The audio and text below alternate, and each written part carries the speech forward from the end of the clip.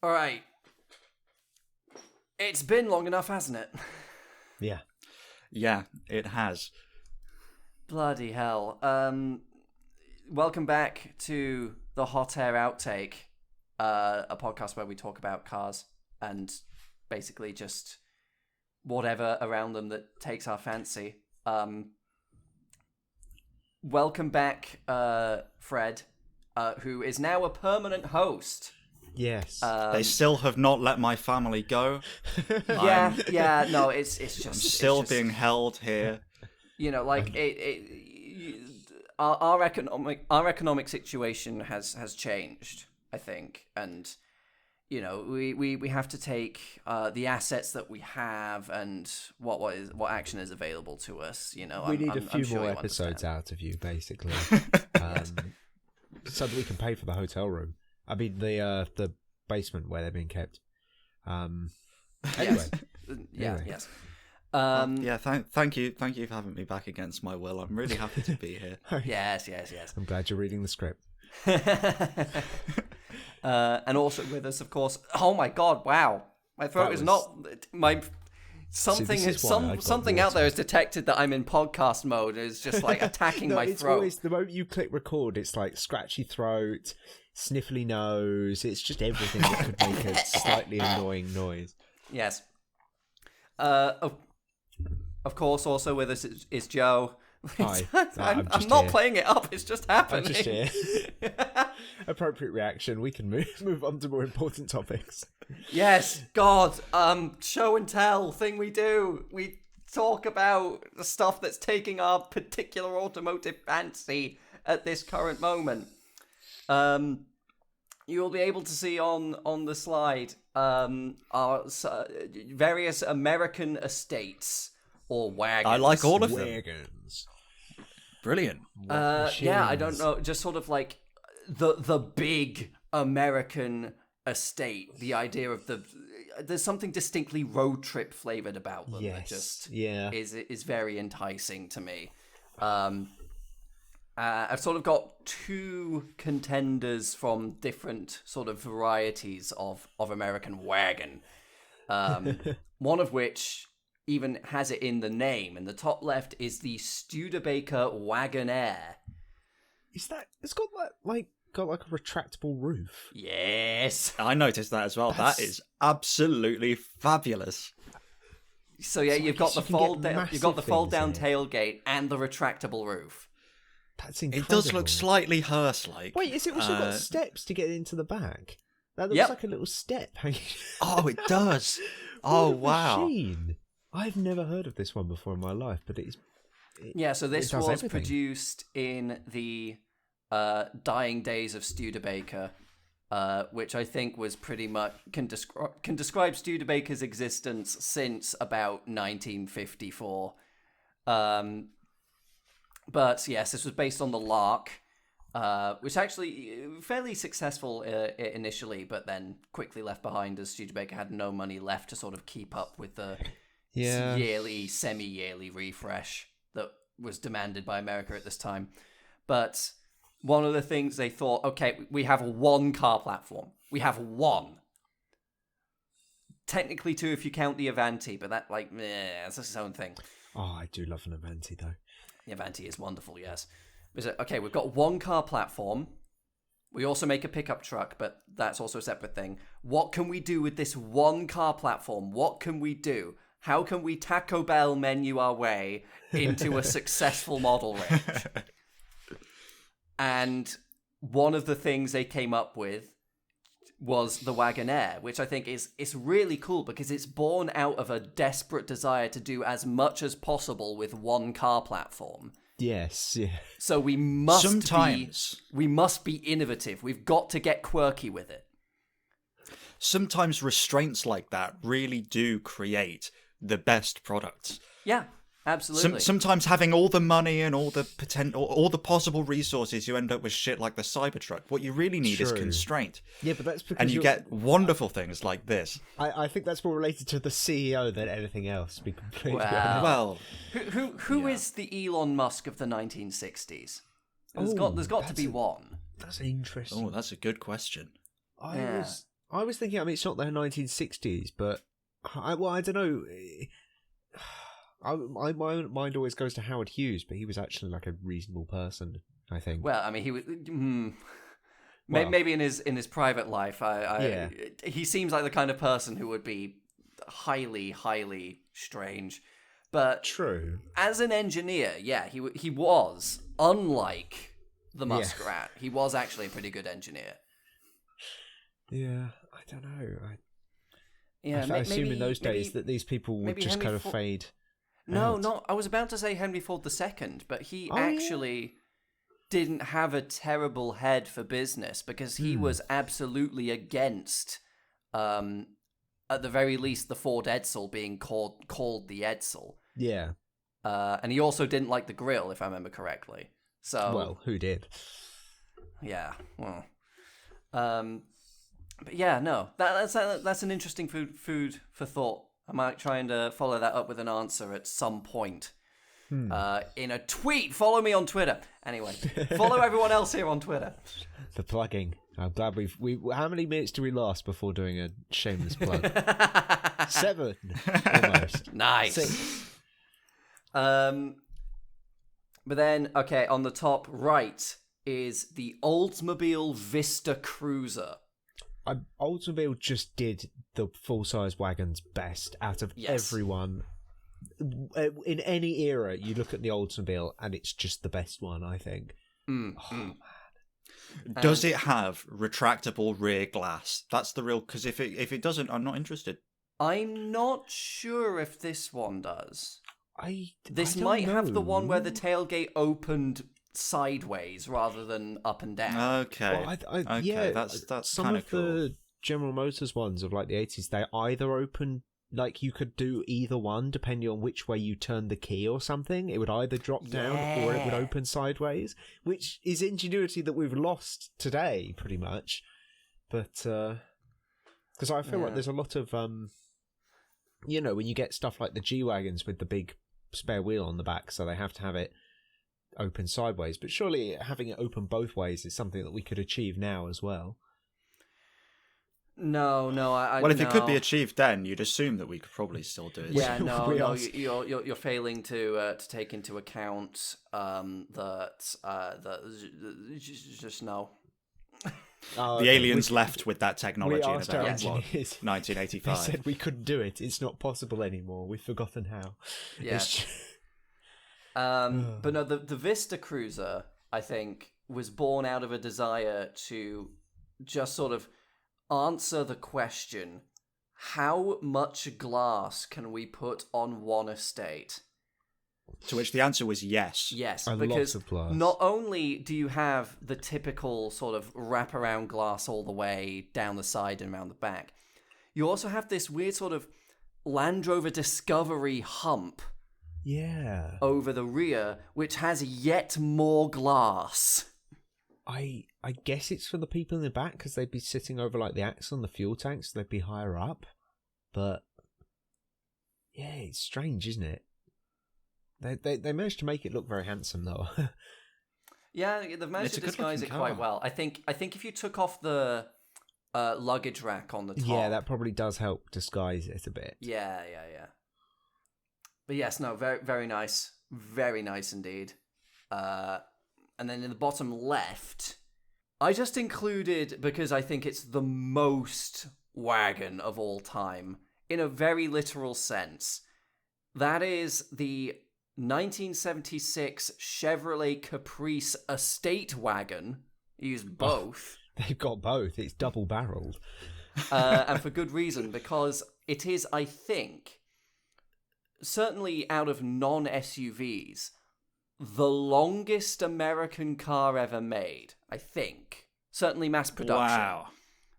This does have... That would make sense. It does have about 9 feet of bonnet. Yeah. And the rear overhang, that's like the length of a car. This does have the electric wind-down rear tailgate. Yes, that's what I'm talking about. And it is, drum roll please, Oh, God. 5.8 meters long. Wow. Bloody That is hell. pretty significant. That is What's- longer than a current Cadillac Escalade extended wheelbase. That's what? That's nearly 20 feet? It's the only production car that's currently being made I managed to find that's longer is an extended wheelbase Rolls-Royce Phantom. Jesus. Because the That's regular pretty wheelbase one doesn't large. cut it. It's still shorter. That's like the length of like a full-size Sprinter van. That's Yeah. incredible. Absolute That's monstrous amazing. thing. And of course, I know you're asking. You can have it with a 7.4 litre V8 that makes, drum roll please again, 225 horsepower. I'm surprised it didn't start That's with pretty a 1. good. I was That's waiting pretty for good. the 1. I At would love to drive that. 3,800 RPM. Ooh, Nice. that's practically a diesel. Yeah. I would. It's also, and I cannot stress this enough, brown. That is It's the so- that is the it is. brownest car. It I is think there are assaultingly 4 or 5 brown. different shades of brown throughout the vehicle. Exactly. You've got the sort of toffee brown exterior. You've got the shit brown fake wood. I'm sure there's more brown fake wood inside. And the dashboard brown is definitely velour. a different colour to the seats and everything. They're all different shades absolutely. of brown. Absolutely. Oh, it's brilliant. I love it. Brown. The HMS Brown. What USS? That is the HMS Brown. USS. Sorry, America. my mistake. America. The USS Brown. Of course, yeah. And then Starship Brown. finally on the bottom right, I thought it would be good to include it because it's sort of a classic. The Chevrolet Nomad with the beautiful sort of chrome stripes on the tailgate. Gorgeous car. Those Yeah, are so gorgeous cool. car. And of course, it's a shooting brake, which means it's a V8 rear-wheel drive. I'm sure you could get it with a manual, 2-door estate. It is the ultimate driving machine, the ultimate car enthusiast vehicle. What are you complaining about? It's always been right there. That's peak performance. It's existed for far longer than we have, and nobody's cottoned on. You may have been able to get it with a manual, but let's be honest, most of them probably had a 3-speed column shifter. Oh, absolutely. And Yes. as far as the ultimate driving machine goes, I am sure it's wonderful for a cruise across the country at a nice 45 miles an hour, but it's not exactly going to be That's. No. engaging. I mean, I'm just trying to picture even in the my head manual. the size of the steering wheel. It's going to be huge, isn't it? Oh, it'll be yeah. massive. It'll be like be like from a bus or something. Oh, because with this thinner rims. that won't have. I'm not even sure power steering would have been standard on something like that.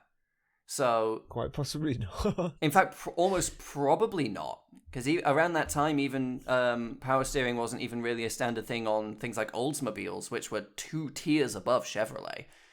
So, yeah, I mean, you have power steering, but it's the leverage you have on the enormous steering wheel. That's your power steering. I always forget, like, the kind of American, even just, like, for each brand, the way it had its own kind of tier system about what you could get and where that placed you. Because, like, the Grand Tour and Top Gear always did their thing about trims, but in America, it was just a brand each. Yeah, like, it wasn't your sort of DLs, your GLs, GLXs, E. Yeah. No. It wasn't that. It was the whole brand. Like the Chevrolet, Pontiac, Oldsmobile, Buick, Cadillac, or Plymouth, Dodge, DeSoto, Chrysler, Imperial. Oh, God, I forgot about DeSoto. Oh, the Imperials. The Imperials are just the best of any era. No, Imperials are highly underrated. I think I do love an Imperial. Yes. Screw star signs. Where are you in Yeah, the 1965 General Motors tier system? I'm gonna get Oldsmobile tattooed on my arm to like show my. Oh yeah, no, sorry. They're always very quick to anger. They're a Pontiac.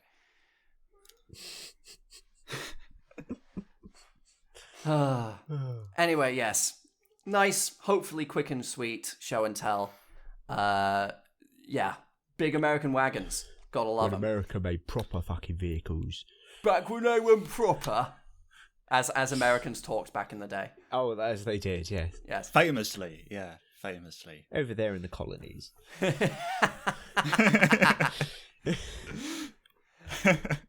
All right, who wants to go next? I don't know. I'm happy to go next. You go next. I'm happy to go next. I will stream to you because I've attempted to keep the visual aspect of this a surprise, and that will become clear. I'm shocked and awed. I do like the fact that your last show and tell was so interesting it made itself a video. Yeah, you made a whole video out of it, which everyone should go and watch. Because I'd forgotten the lore already.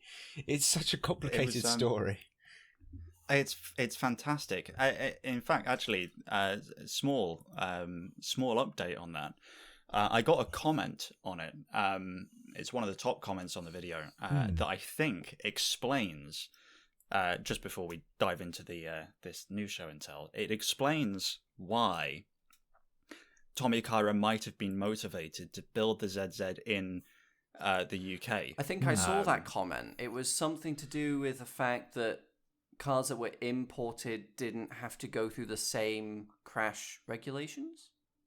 Yeah, exactly. And that is the best explanation I've seen so far, is that imported cars in Japan until 1999 did not have to pass crash safety regulations. Oh, just any at all. And oh, Japan. Tommy Kyra, you sneaky buggers. What are you doing?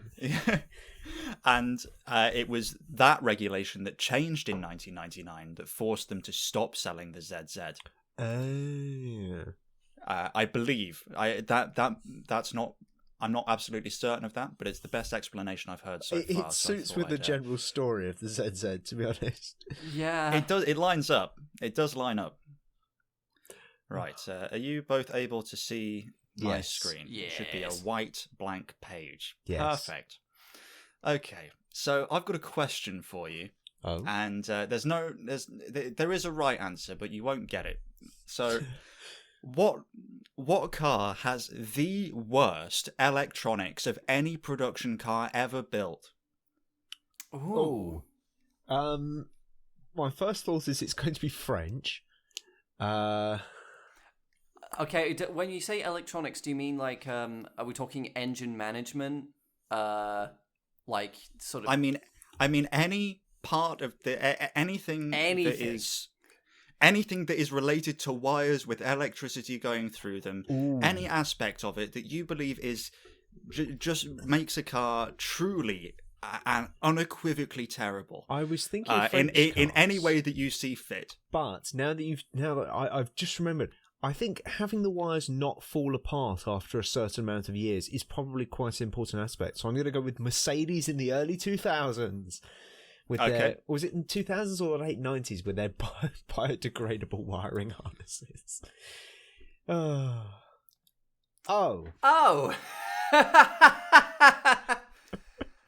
Yeah, that's pretty bad. Board.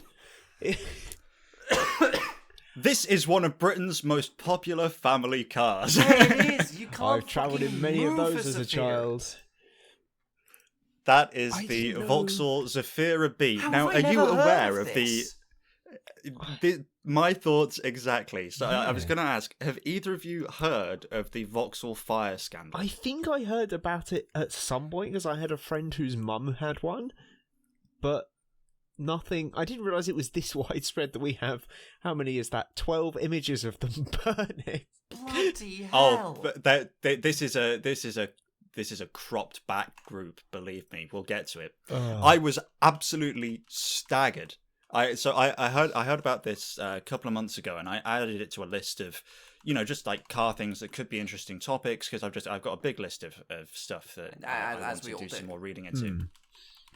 And I got round to it, and I did some preliminary searches. I was like, Zafira fires, and there just dozens and dozens and dozens of news articles that came up. I was like, how have I never heard about this before? And the more I read, the more unbelievable this story was. And it's the first time in quite a long time, actually, that I have found myself following a thread like this and getting legitimately angry. So this is the Vauxhall Zafira B. They sold hundreds of thousands of these in the UK between 2005 and 2014. Incredibly popular, one of the most popular family cars in the UK before MPVs kind of went away. Just to stress, because I also don't know how popular the Opel variant is in the rest of Europe, which will lead to a question that I'll ask towards the end if it isn't answered. Just to stress to any viewers we have from across the pond, you cannot fucking move for these things. Yeah, these are a dime a dozen. They are still everywhere. Are everywhere. Yeah, like even the Zafira B, which went out of production, must have been in the early 2010s. Yeah, like 2014. Yeah, 2014. Yeah. That's 10 years ago now, and you still see these everywhere. Well, the thing I've noticed is these have now started to get old enough that they moved from family car territory into also a lot of like they function as work vans for a lot of people. You see them with roof racks and with ladders on quite often because, getting a van is quite expensive and vans get completely ruined, but you pick it up off a family that's had it for a decade and suddenly it's I was going to say a reliable method of work transport. Well, let's explore. Full of flammable paint. So we'll get to the causes a little bit later on, but let me lay the land for you. So fires first started occurring in these as early as 2009. Sorry, but I thought you were just going to explain where fire came from. do the fire triangle. Together, you get fire. Just to kind of say the scene. For a few 100,000 years ago, there was a caveman that bashed rocks together. Sorry. I missed a trick there. Oh, I should have done. Sorry. Brilliant. This podcast would have been even longer than the last one. No, I God. recently. So we all know the fire triangle that we learned in school. Yes.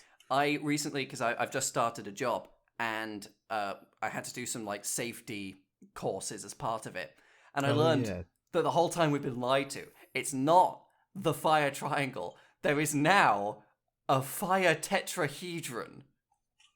Oh, wow. Fire has come up with new shapes that we need to combat now. This is scary.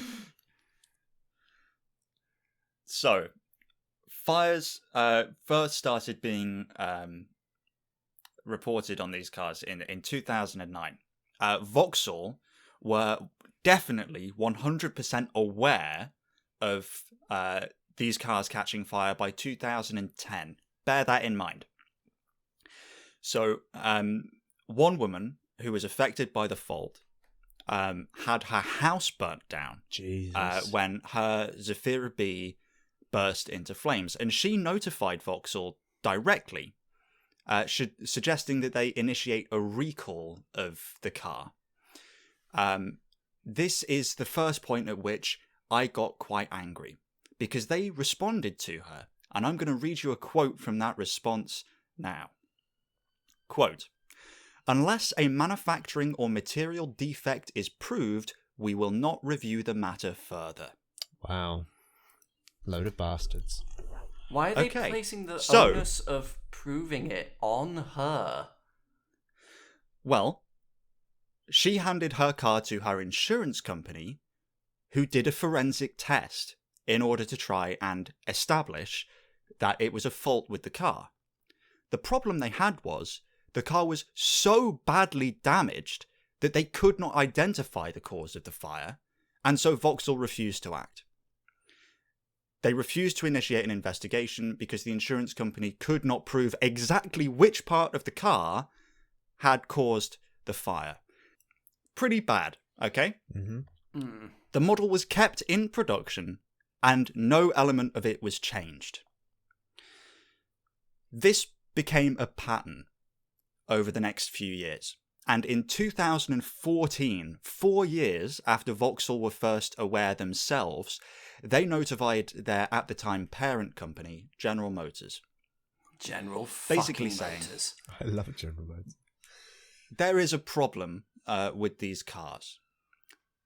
So another year after that, in 2015, Vauxhall made the initial steps to open a quiet internal investigation. This is into after the what car was has by left now production now, by the way. Yeah, this is after the car has left production. A little bit late. So it was by now a pretty striking pattern that had emerged, and 5 years after they were made aware of the fault. A month after Vauxhall starts their investigation, this kind of breaks publicly. There's a bunch of stories about people's Zefiras catching fire. A Facebook group is set up where owners join to discuss their burnt Vauxhalls. You know, it's fab. They got a Facebook group specifically for not just like the whole car, but for it catching fire. Oh no! Yeah, the Facebook. I mean, of course, not all of these people had Zefiras that caught fire, but the Facebook group had 13,000 members. Jesus. And in response to all of this public speculation, the BBC's Watchdog programme aired a 12-minute segment discussing the problem and highlighting affected models. The BBC explained that many of the reports they had received about Zefira fires were consistent in describing smoke pouring out of the passenger side air vents before the entire car burst into flames. Whole cars would go up in literally like 2 minutes. It was a rapid spread. That's fucking dangerous because like these are family cars as well. You could have like 3-4 kids strapped in car seats in the back. Yeah. Like, and what? Suddenly it starts to go up in flames. You only have like a minute to try and get them out. It's extremely dangerous. It's extremely, extremely dangerous. And so the BBC's Watchdog program, it didn't pull any punches. They issued a consumer warning about 2005 to 2014 model years of Zefira Bs. They basically said, be on high alert. So at this time, this is where we get into some concrete numbers. At this time, it was believed that at least 300 Zefiras had spontaneously combusted this way. Jesus Christ. Vauxhall themselves had been formally notified of at least 160. And it was after the BBC's Watchdog programme that Vauxhall made a public statement acknowledging that there was a problem and saying that they were in the process of investigating it, which of course they were, but only had been for a month, even though this had been happening for years. So Vauxhall's investigation, as you might imagine, who'd have thought, it found that Vauxhall wasn't at fault. Oh, that's nice. I'm glad that they've done a thorough look around to kind of determine that they haven't got anything to do. I trust them. I trust their judgment. Can we just have like the Obama putting the medal on Obama? I mean. Vauxhall's investigation finds that the fires were caused by improper maintenance and blames third-party repair shops. 300 Nonetheless, of them, yeah. Despite that, they still issue a warning to owners not to use the climate control system. Great. Vauxhall's diagnosis was a lie. Yeah, I'm sorry. Okay, yeah, because like, of course, not maintaining your car properly can and frequently does cause issues. I don't think commonly among those issues are it's spontaneously combusting in quite the violent fashion as this. Yeah, no, I've missed a few service intervals in my time. I've never had a car catch fire. It's just absolutely unreal. The audacity of Vauxhall to basically say, yeah, it wasn't us. They're your cars. You built them. Anyway, the following month, Vauxhall initiates a free inspection program. They frame it as though they're doing owners a favour by checking that their cars have been, quote, properly maintained. And it just so happened that anyone who went to one of these free inspections, they happened to, out of the goodness of their heart, replace a resistor behind the dashboard completely free of charge. Oh. They're the good And, guys in this story. I love it. They just care about their buyers so much. Yeah. The problem was, of course, that this didn't really fly because a month later, by now December of 2015, the DVSA on Vauxhall's behalf reclassified it as a full safety recall, affecting 200,000 UK supplied Zafira Bs that did not have electronic climate control. So they were telling people not to use the climate control, but even if it didn't have it, it could still catch fire. It was only the cars that didn't have electronic climate control that were catching fire. That's bizarre. Cars with electronic climate control were not affected. So this was a pretty poor saga for Vauxhall, who had been negligent at best and at worst had quite explicitly prioritized, profit over people's lives. They resisted initiating a recall until they had absolutely no choice, despite having known for years that there was potentially hundreds of thousands of families at risk of serious harm or worse. Unfortunately for Vauxhall, things actually only get worse from here. How? So, just a month after the DVSA's recall notice, in January of 2016, another Zafira caught fire. Except this one had already been recalled and repaired by Vauxhall. Oh. The company was notified within just a couple of weeks, but as is the theme throughout, they were slow to react. They didn't initiate another recall for 3 or 4 months. In May of 2016, they initiated a second recall of the same, by now, it was confirmed to be 235,000 affected cars in the UK. Oh. Fucking hell. So, after all of this, hundreds of cars have caught fire. At least one person has had their house burnt down. Thankfully, nobody has been seriously hurt. And they had to do 2 recalls, both of which were forced on Vauxhall because they did not want to initiate it themselves. These 2 recalls did eventually result in around 80% of UK supplied non-electronic climate control Zafira Bs having a faulty resistor replaced, which had been responsible for overheating and setting the pollen filter alight. Right. That was the cause of the fire. It was a resistor that I believe controlled heater fan speed, and it just so happened that was placed right next to the pollen filter. So this is obviously pretty bad. I mean, it's got to be one of the worst automotive fuck-ups in history. I've got no idea how I hadn't it's heard about mental, isn't it? Because before. It's absolutely enormous. The Corsair, I know that there's a whole book written on it, but that had typical handling of a swing axle vehicle, and everyone loses their shit.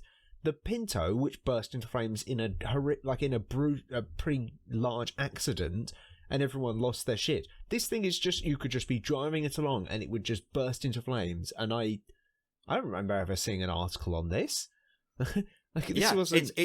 It's nuts. Yeah, how did it get away with this? The Pinto has gone down in history as there was even a movie in the 80s that parodied it, where it was a joke comedy action movie where the bad guys are in this big truck and they accidentally kiss the back of a Pinto and it blows up. Yeah. And that was something that was made at the time. But that involves a whole accident as well. As a legendarily flammable vehicle. Jesus. Meanwhile, this is in many ways far more flammable, and as we've been sort of talking about it, I have inklings of deep, darkest pits of my memory that potentially I may have linked to this, but I would never, ever have thought about this. No. Unfortunately, the story still is not over. So, oh God, no! So after 2 recalls, I got a little bit ahead of myself there. In 2017, the House of Commons assembled a Transport Select Committee to look into the debacle, as is the government's job. And I've never heard such strong language come out of a parliamentary select committee in my life. MPs described Vauxhall's handling of the issue as, and this is a quote, morally reprehensible. Jesus. And accused the company of, quote, reckless disregard for safety. Well, I'm not surprised, but Yeah. to hear that from a government... Yeah. Vauxhall conceded that they had been slow to react. No shit. And a Vauxhall spokesperson admitted that the company was, and this is a quote, lucky that nobody had been killed or seriously injured. Again, no shit. You like the ramifications of what would have happened if you know, a single person had been seriously burned in this. I think we would have heard about it. I think the reason we didn't hear about it is because the people this affected, it just so happened. No, you see, Vauxhall they were lucky. designed the car to give ample warning that it was on fire in the form of billowing smoke out of the passenger air vent. Well, at least they would think of the consumer in that regard, then. See, it's not a bug, it's a feature. So, after 2 recalls and a thorough reaming by Parliament, the Zafira B fire saga began to fade into history. And in 2017, the same year as that select committee hearing, Opel/Vauxhall was acquired by PSA. And undoubtedly, that kind of filled the headlines around, you know, Vauxhall, Opel, and the hope was that they had turned a new leaf and could move on. Unfortunately, the Zafira B was such a thoroughly abysmal car that it actually continued to haunt them, because it came out in 2019 that the same 2005 to 2014 model year cars had another completely separate major electrical fault that also caused cars to catch fire due to melting wires. At this point, this car just wants to be on fire. Just like gather them all together and let themselves immolate in the grand sacrifice they clearly want to do. What? These cars are artifacts. They are embodiments of Vulcan. If I was a Vauxhall Zafira, I'd probably want to set myself on fire as well. But yeah, it's absolutely remarkable. So this time, Vauxhall had learned from their mistake. They voluntarily initiated a recall of the same 235,000 UK supplied cars to finally fix the problem once and for all, or as far as we can tell. And there's been very little press on the issue for the last 5 years, luckily for them.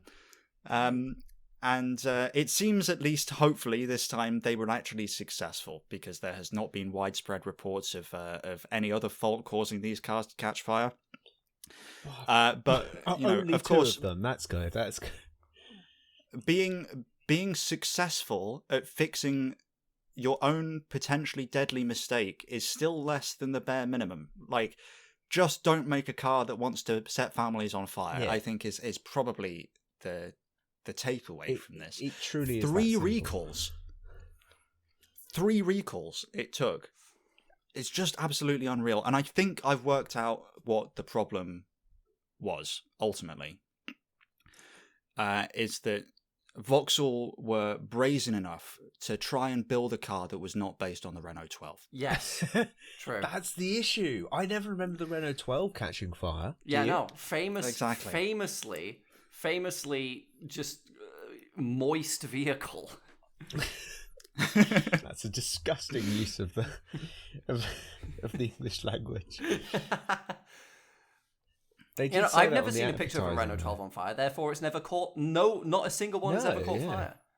Never. Certainly fewer than certainly fewer than the Zafira B.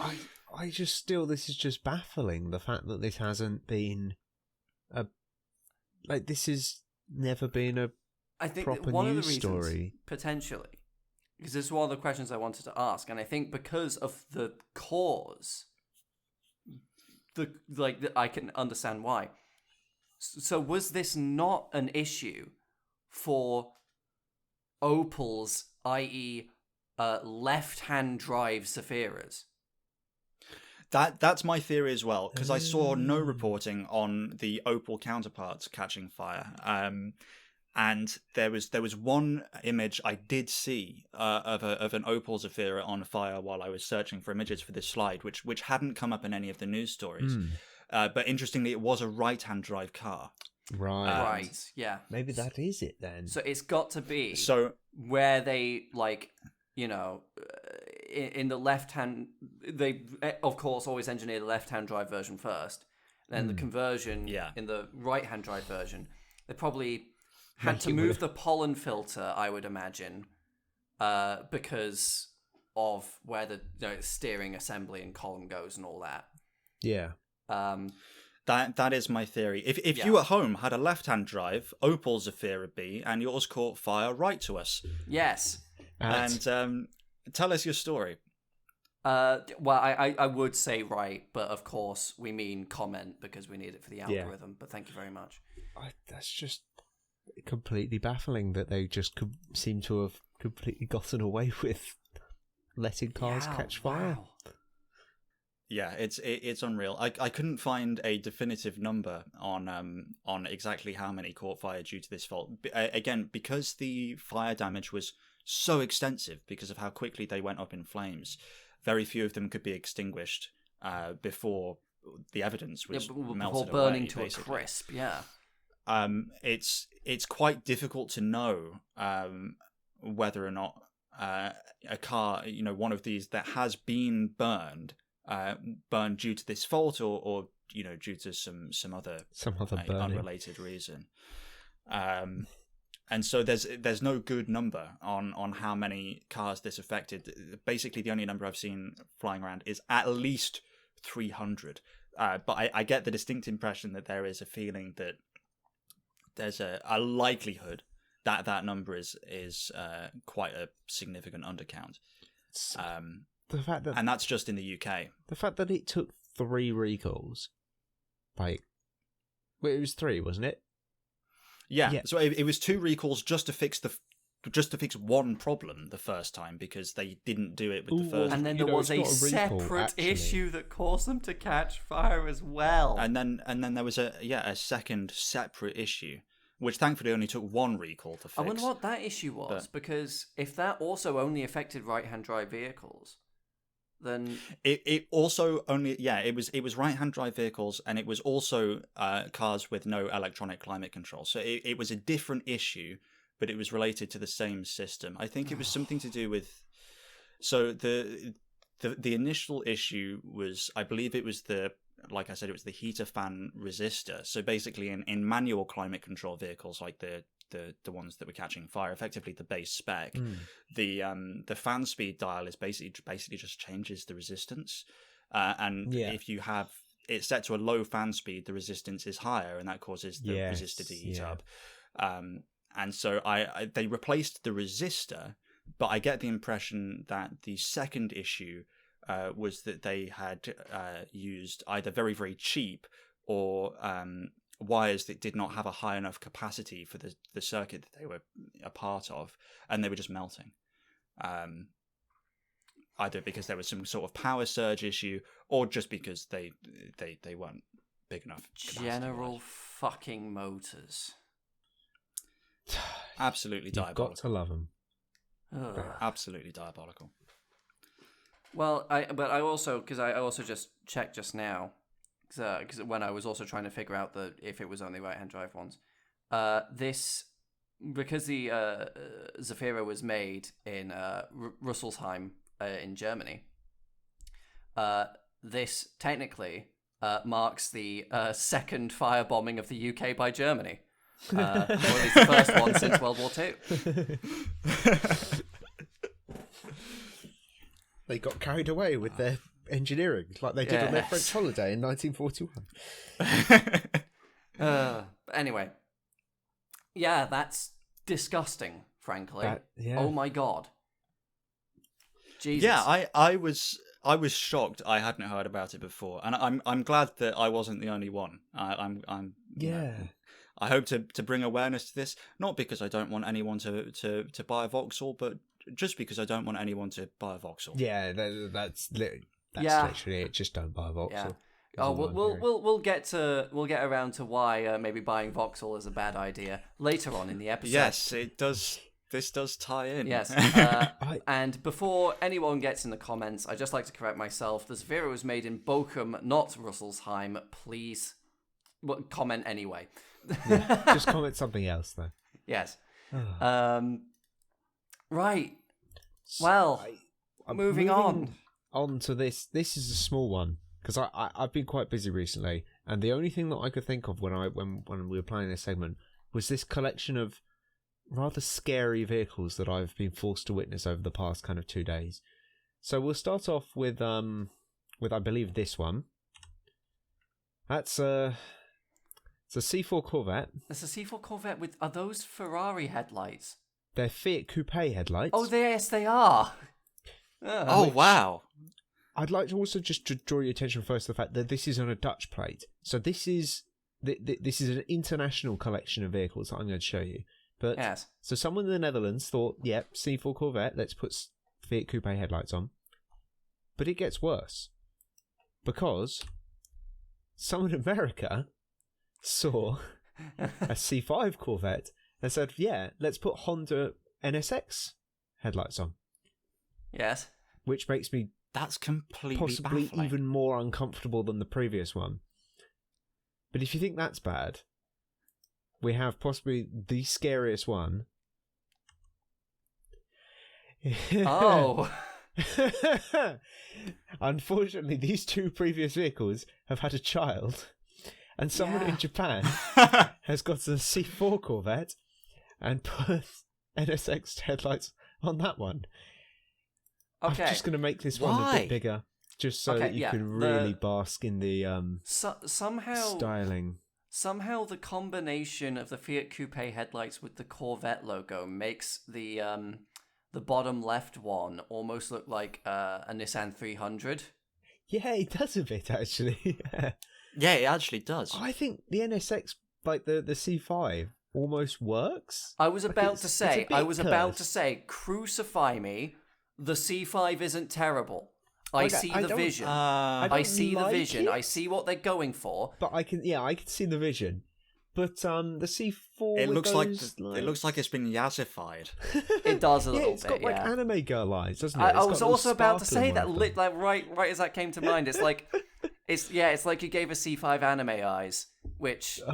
Yeah. I don't like it. It makes me uncomfortable. It feels like it's staring into my soul. It just shouldn't exist. But I just find it so baffling that in three different continents, people have looked at C4 and C5 Corvettes and said, you know what they need? Different headlights. Which on the C4 is a terrible idea, because the C4 has pop-up headlights, which are automatically amazing. Well, the C5 does as well. Oh, yeah, so does the C5. Fuck. Is that potentially the motivation why, particularly in Japan, say, can you not import a car with pop-up headlights for crash safety reasons, maybe? Maybe, but, I mean, they sold so many cars with their own pop-up headlamps. Yeah. But the C5 was probably produced after that rule had changed. True, maybe, actually, yeah. Either way, I'm just deeply uncomfortable. But it just struck me as so baffling that over the past literally 2 days, the algorithm must have thought, oh, you want to see this, don't you? When the answer is no, I don't. How specific a thing? I just, the human spirit persists throughout continents to ruin the looks of Corvettes. Yeah, I think the human spirit should stop persisting. We're going to turn off the human spirit from now on. Yeah, something about the C5 Corvette, because we talked about with like the whole anime eyes thing. It has the vibe of, you know, those sort of, in certain specific animes where they have, this guy is John American McSmith, and he's got like a jacket that's the stars and stripes and shades, but then he takes the shades off and he has regular anime eyes and looks like the anime pretty boy. Oh god, I actually really don't like any of those. The more I look at them, the worse it gets. Yeah, no, especially like when I first saw the Fiat Coupe C4, at first I was like, and like as the more I look at it, the worse it's becoming. It's like, you know those paintings where no matter what angle you look at them from, they're looking at you. Yeah, it's bizarre. It just looks wrong. It's like they're all kind of like, it's like they were all birthed in highly irradiated areas. Yeah. It's not right. Yeah, It's the not right. the C It's number not right at designation doesn't actually stand for Corvette, it stands for Chernobyl. Oh, that makes sense. That would make sense. Yeah. I don't want to look at these anymore. Should we move on? Yes. On to the topic of this podcast. Stellantis. Oh, Stellantis. Oh. Yeah, so out of seemingly nowhere, in the grand scheme of things, 'cause it's been happening over the past couple of months, but still, over about 2 or 3 months, article after article has come out, and it's become increasingly apparent that Stellantis is in pretty deep shit. They're fucked. Yeah. Yeah. I just want to address. I said something. I said something at the end of the last episode that we did together. Granted, it was 7 months ago or so now. That has aged really, really quite poorly. I made a point of saying just how much more valuable Stellantis was than VW Group, and I'd just like to. How much was it? Was it 49% that their stock value fell by? It was their stock is down an astronomical amount, especially for a company of its size. In fact, all automakers are actually struggling right now, but Stellantis especially. Stellantis more so than the any worst other. of a bad bunch for sure. Because let's be completely frank, they fucked it. Yeah. Yeah. They flew too close to the sun. So Really? yeah, it's because it's amazing how rapidly this is happening. Because as I said, it's like, sure, 2 or 3 months sounds like a long time, but it's not in finance. It's not in business. This is like, I'm sure this, like, the signs of this were happening for like people who were in the know and knew a lot of stuff before the broader public could see something like this happening, given the business practices that they must have been engaging in. But I've got some points on that I'll get to shortly. Fair enough.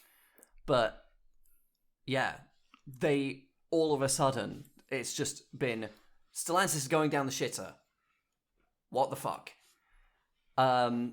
So I think it's important to ask at this point, figure out how we got here. What is a Stellantis? Like what actually is this thing we're dealing with? Now it does very much. Sorry, I just want to say it does. Like, that name gives off perfectly like movie evil conglomerate vibes, doesn't it? Completely soulless. Yeah, Like, it's yeah. It's one of those like new IP films that's definitely not going to get a sequel. Yeah. Yeah. So the name, it's supposed to do with, it's something to do with like astronomy. I don't. It whatever good luck it's supposed to mean, or like whatever wonderful thing it's supposed to mean, like profits in your future or whatever fucking stupid bullshit they use. It's not worked, right? And unless it means you will exist until the year 2024 AD. Yes, it's wrong. So okay, hang on. I've got the Wikipedia page up now. You got only proper research on this podcast. The name comes from the Latin verb stello in present participle with adjectival value stellans, and carries the meaning of that brightens / is adorned / belongs with the stars. Well, it's certainly bright, and the stars are short sellers. Yes. And basically nobody else. Yeah. What an absolute Jesus.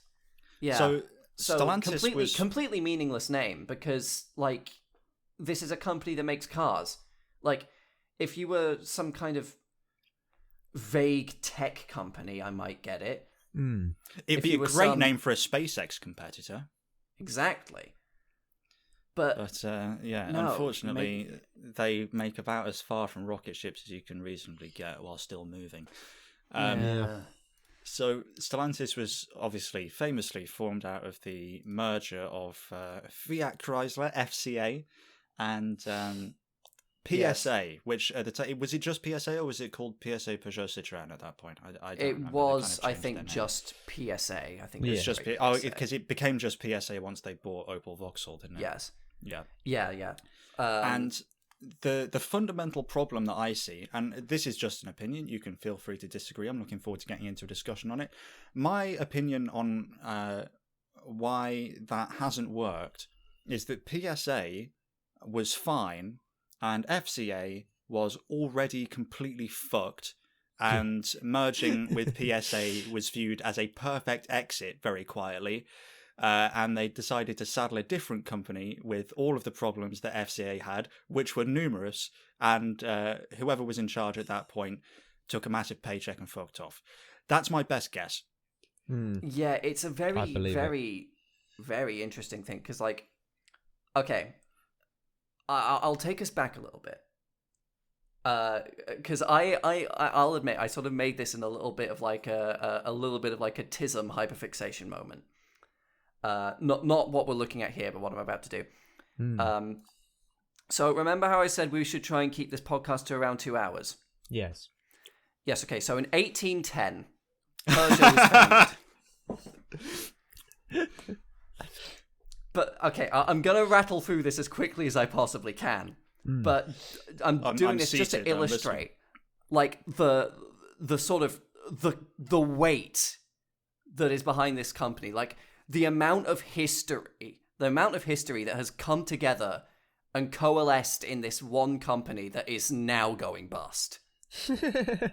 It's like 5 different history books have come together for a fucking incredible bankruptcy here. Yeah. Okay, this is going to be a lot of years, but I'm going to try and get through it. So, 1810, Peugeot is founded. That's our first player.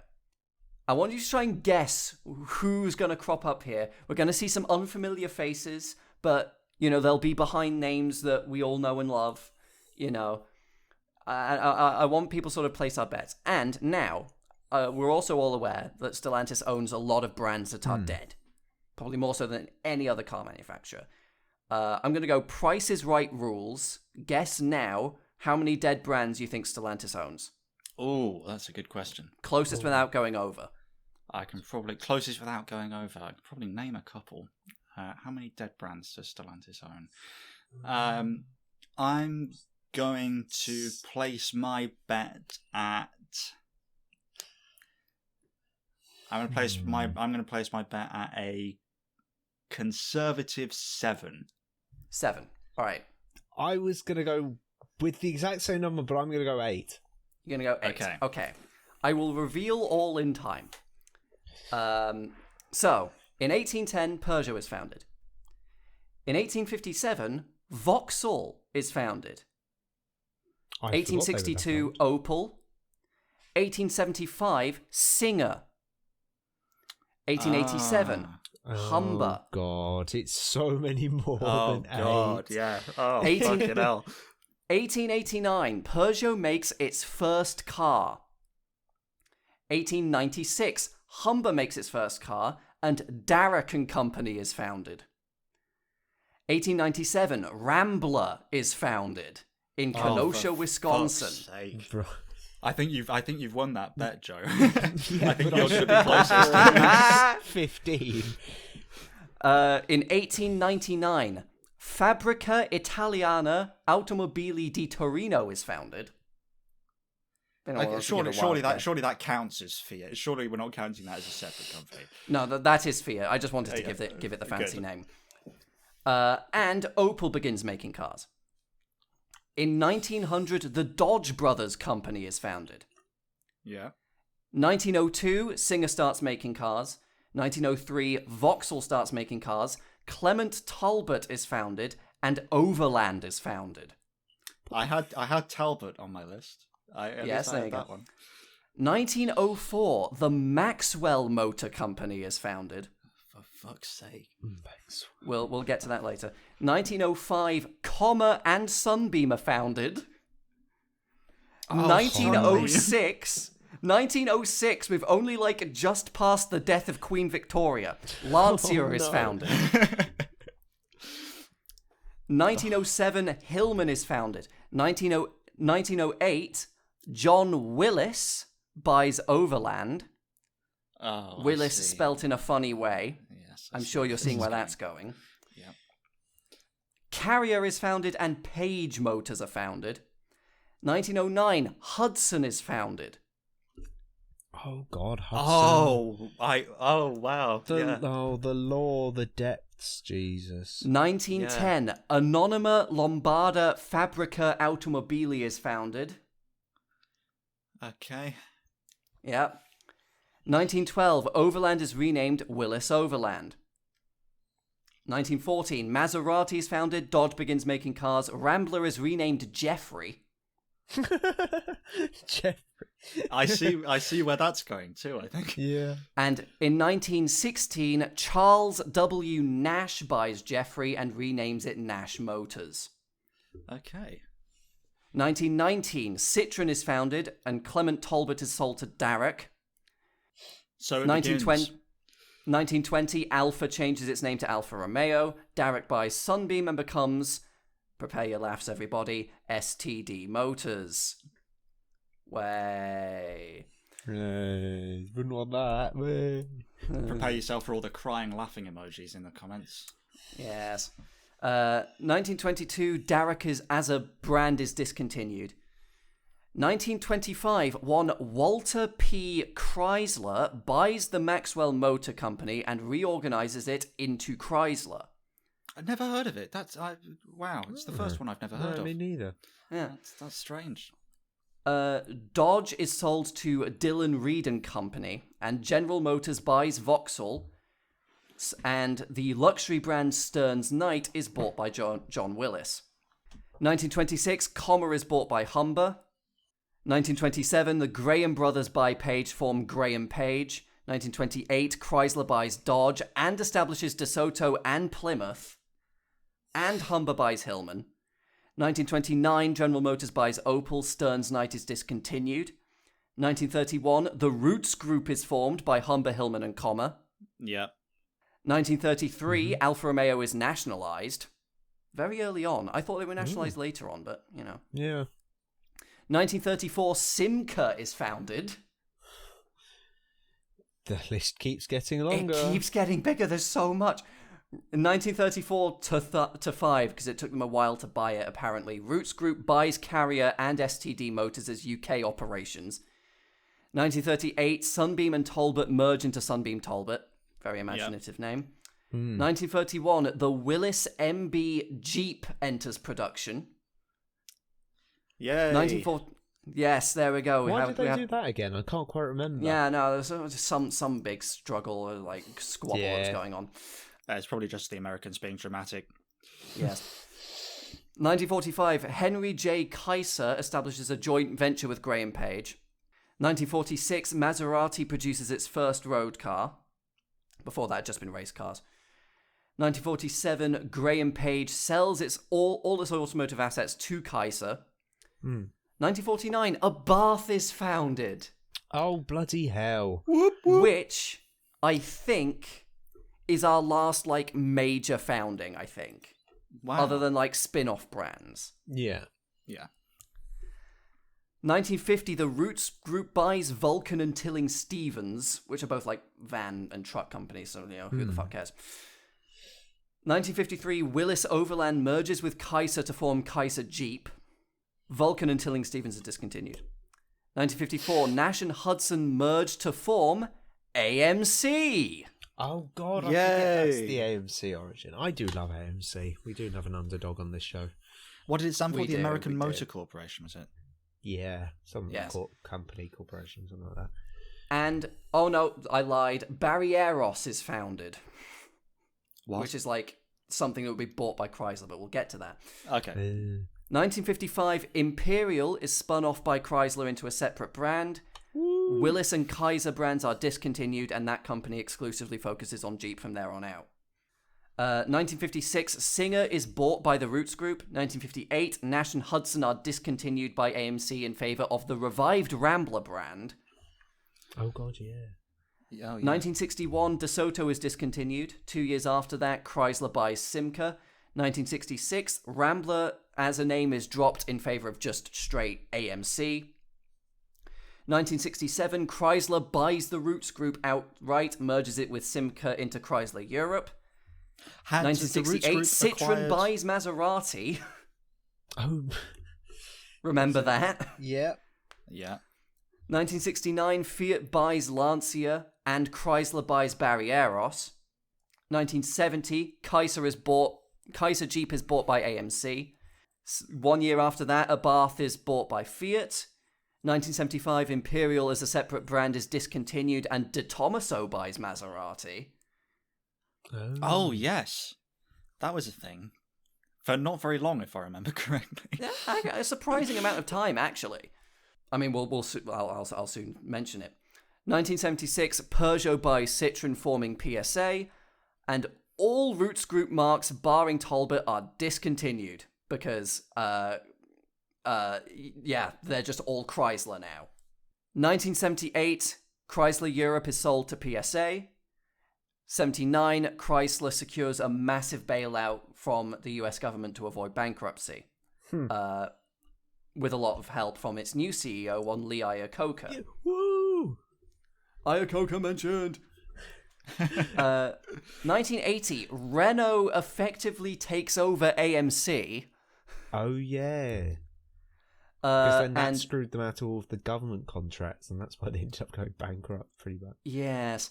And Vauxhall cars become rebadged Opel products near exclusively from 1980 onward.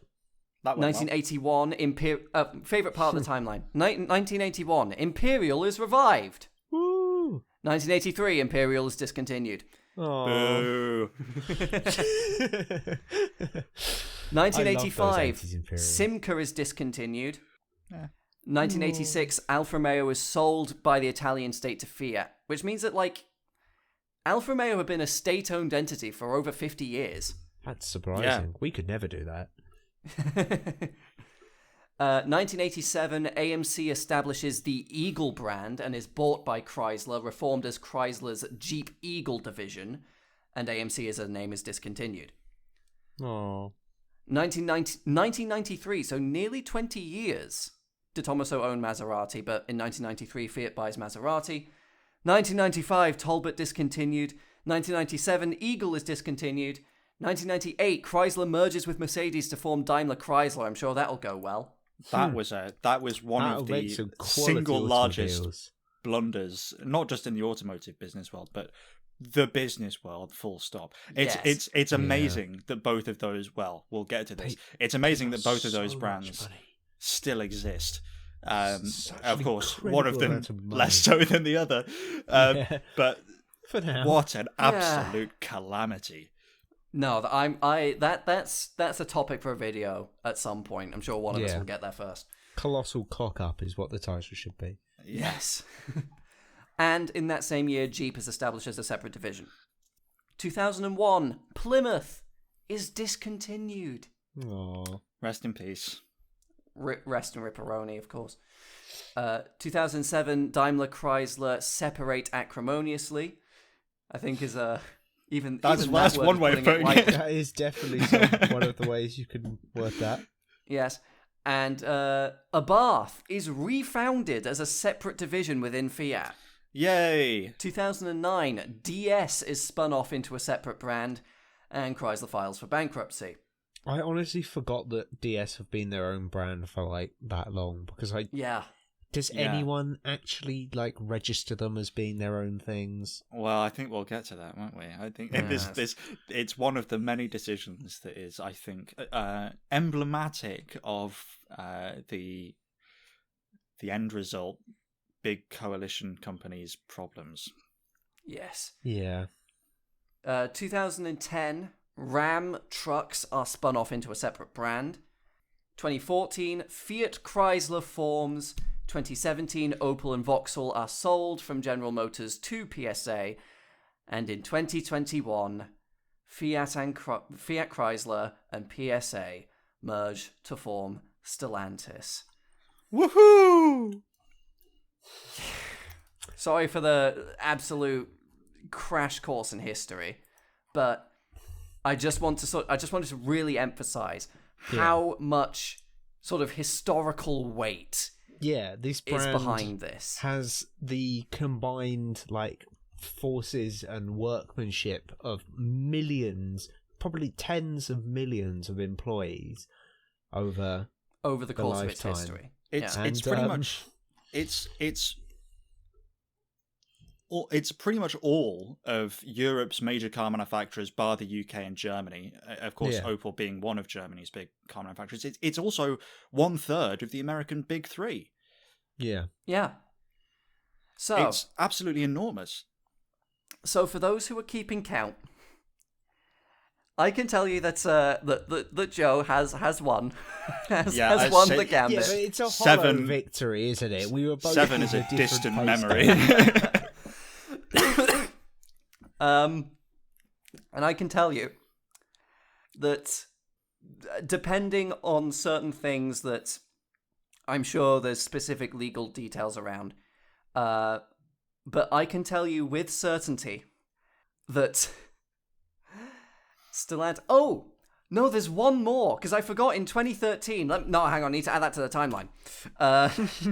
In 2013, they tried to establish SRT as a separate brand. Oh, yeah.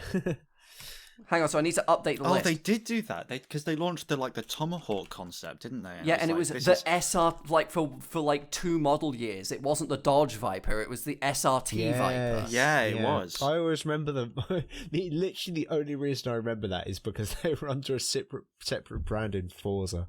That was it. Yeah. Where's my fucking Viper? What the fuck? Oh, it's under SRT, never mind. Okay, so with that, I can tell you that the discontinued brands that Stellantis may or may not hold the rights to is somewhere between 28 and 31. Jesus Christ. That is quite significant. I'd be interested to know how many of... do you know how many of those are companies that were founded and then bought, as opposed to brands that were spun off from existing companies within the group? Yes, I could quickly do a quick calculation of that, but just so sort of to do a quick in memoriam. This is going to be a long in memoriam.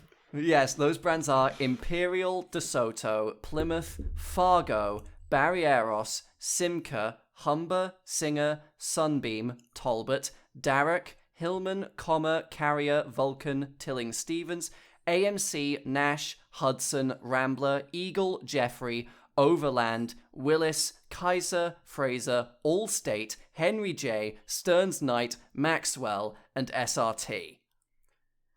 And of course, on the slide in front of us, I can see, I think, probably at least 5 that are going to be on that list within the next couple of years. Yeah. Oh, God. But yes, the reason why I qualify between 28 and 31 is because Fargo and DeSoto, weirdly enough, both continued as truck brands that were manufactured in Turkey by ASCAM until the 2000s. Wow. I do seem to remember seeing a picture of a DeSoto badge truck. I'm like, what the fuck is this, man? I thought they were just finding old badges and just sticking them on. But, yeah, no. So what happened was this Turkish truck company, they got the license to produce DeSoto Chrysler trucks under the Fargo and DeSoto brand, and I think they just. That was the specific wording of the license. You have the ability to produce commercial vehicles under these brands. And that was just never terminated. So they just kept doing it until they went bust in 2015. Wow. But yeah, so that's why I was like, that's a bit of a question mark, is technically they kept using those brands. Are they, since Chrysler sort of gave them up, would the law decide that actually they own the rights to those brands and therefore Stellantis doesn't anymore? Did Chrysler give up the brands, or did they license? They didn't give up the brands because Chrysler was still making cars under the DeSoto name in the US, while Ascam were making trucks under the DeSoto name in Turkey. If it was just a licensing agreement, I guess it's still Chrysler that owns them. Has ultimate rights. Yeah. Yeah. So the long and short of it is, they've got a lot of brands. There's a lot of history. Yes, there is. I mean, it's like part of my brain wants to do categorization. How many brands do they own? But also part of it is there's this many brands because there's this much just history behind this one company. It's a huge amount of history. Yeah. Yeah, and just to see it all going bust, because we'll now get into some of the details. The primary thing that I've seen is Stellantis was trying to aim for quick profits immediately. Basically, as soon as it formed, it was trying to generate net profit as much as it possibly could very quickly. Short term. This led to brands like, weirdly enough, Chrysler, Ram, and Jeep, the core American brands especially, doing very well. And it even saw a bit of a resurgence in Alfa Romeo that I think we noted in previous episodes of the podcast. Yeah.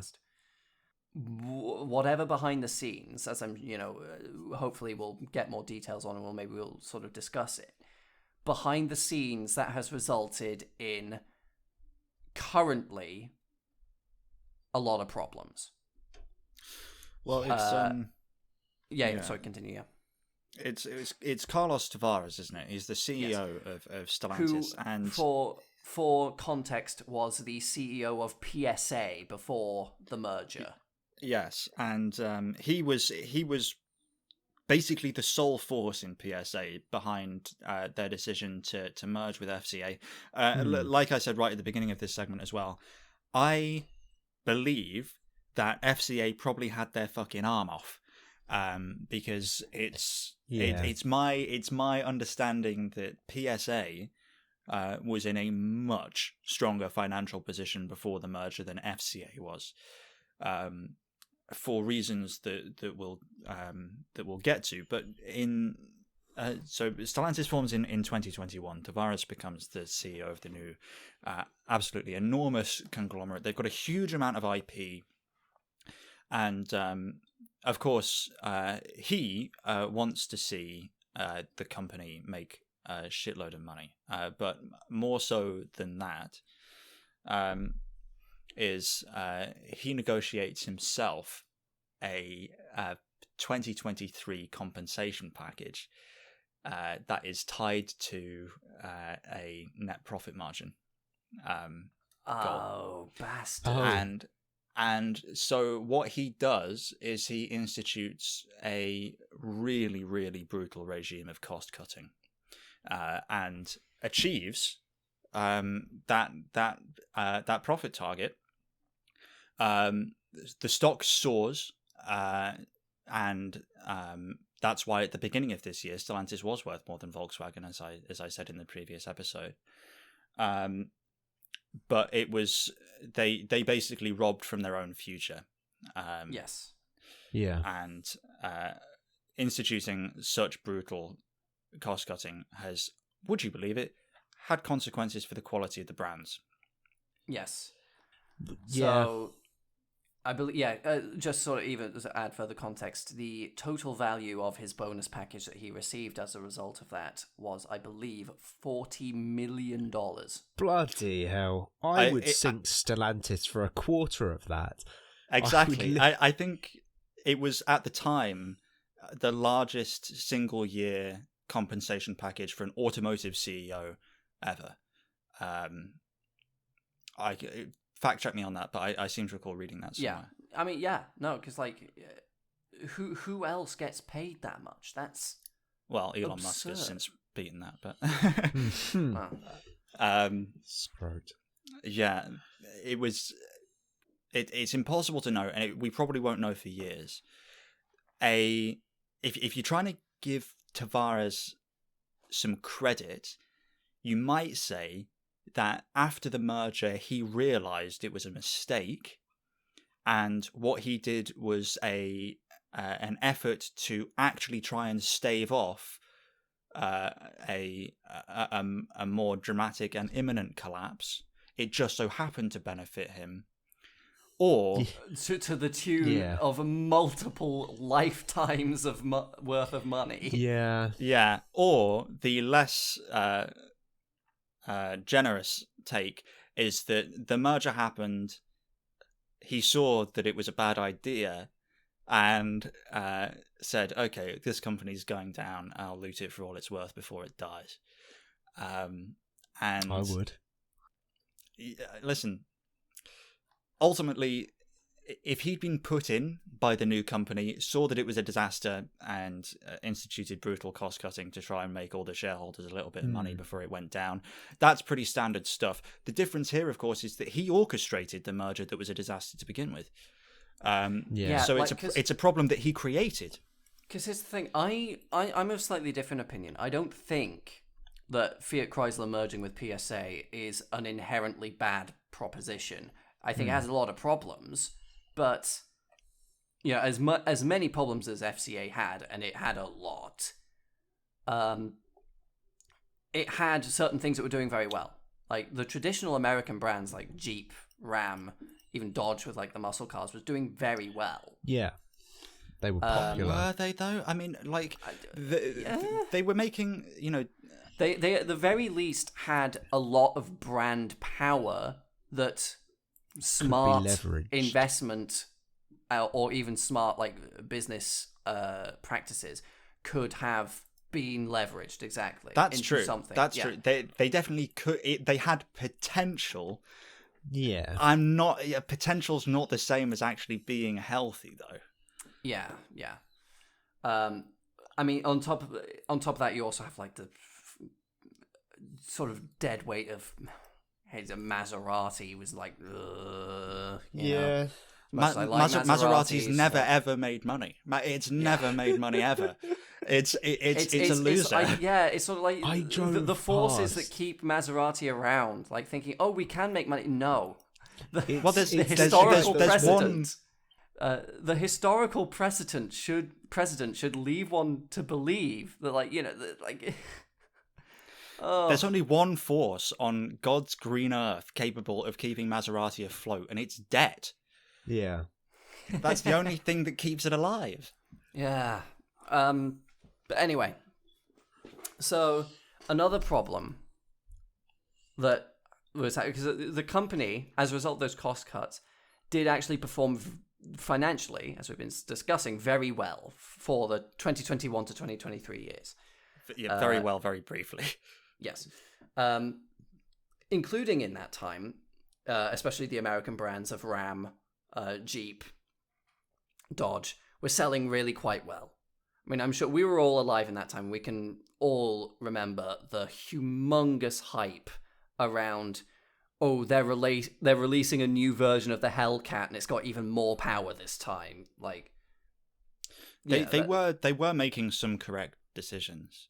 They were constantly kind of one-upping themselves, and it was, it was all the motoring press were, interested and looking forward to seeing what they would come out with.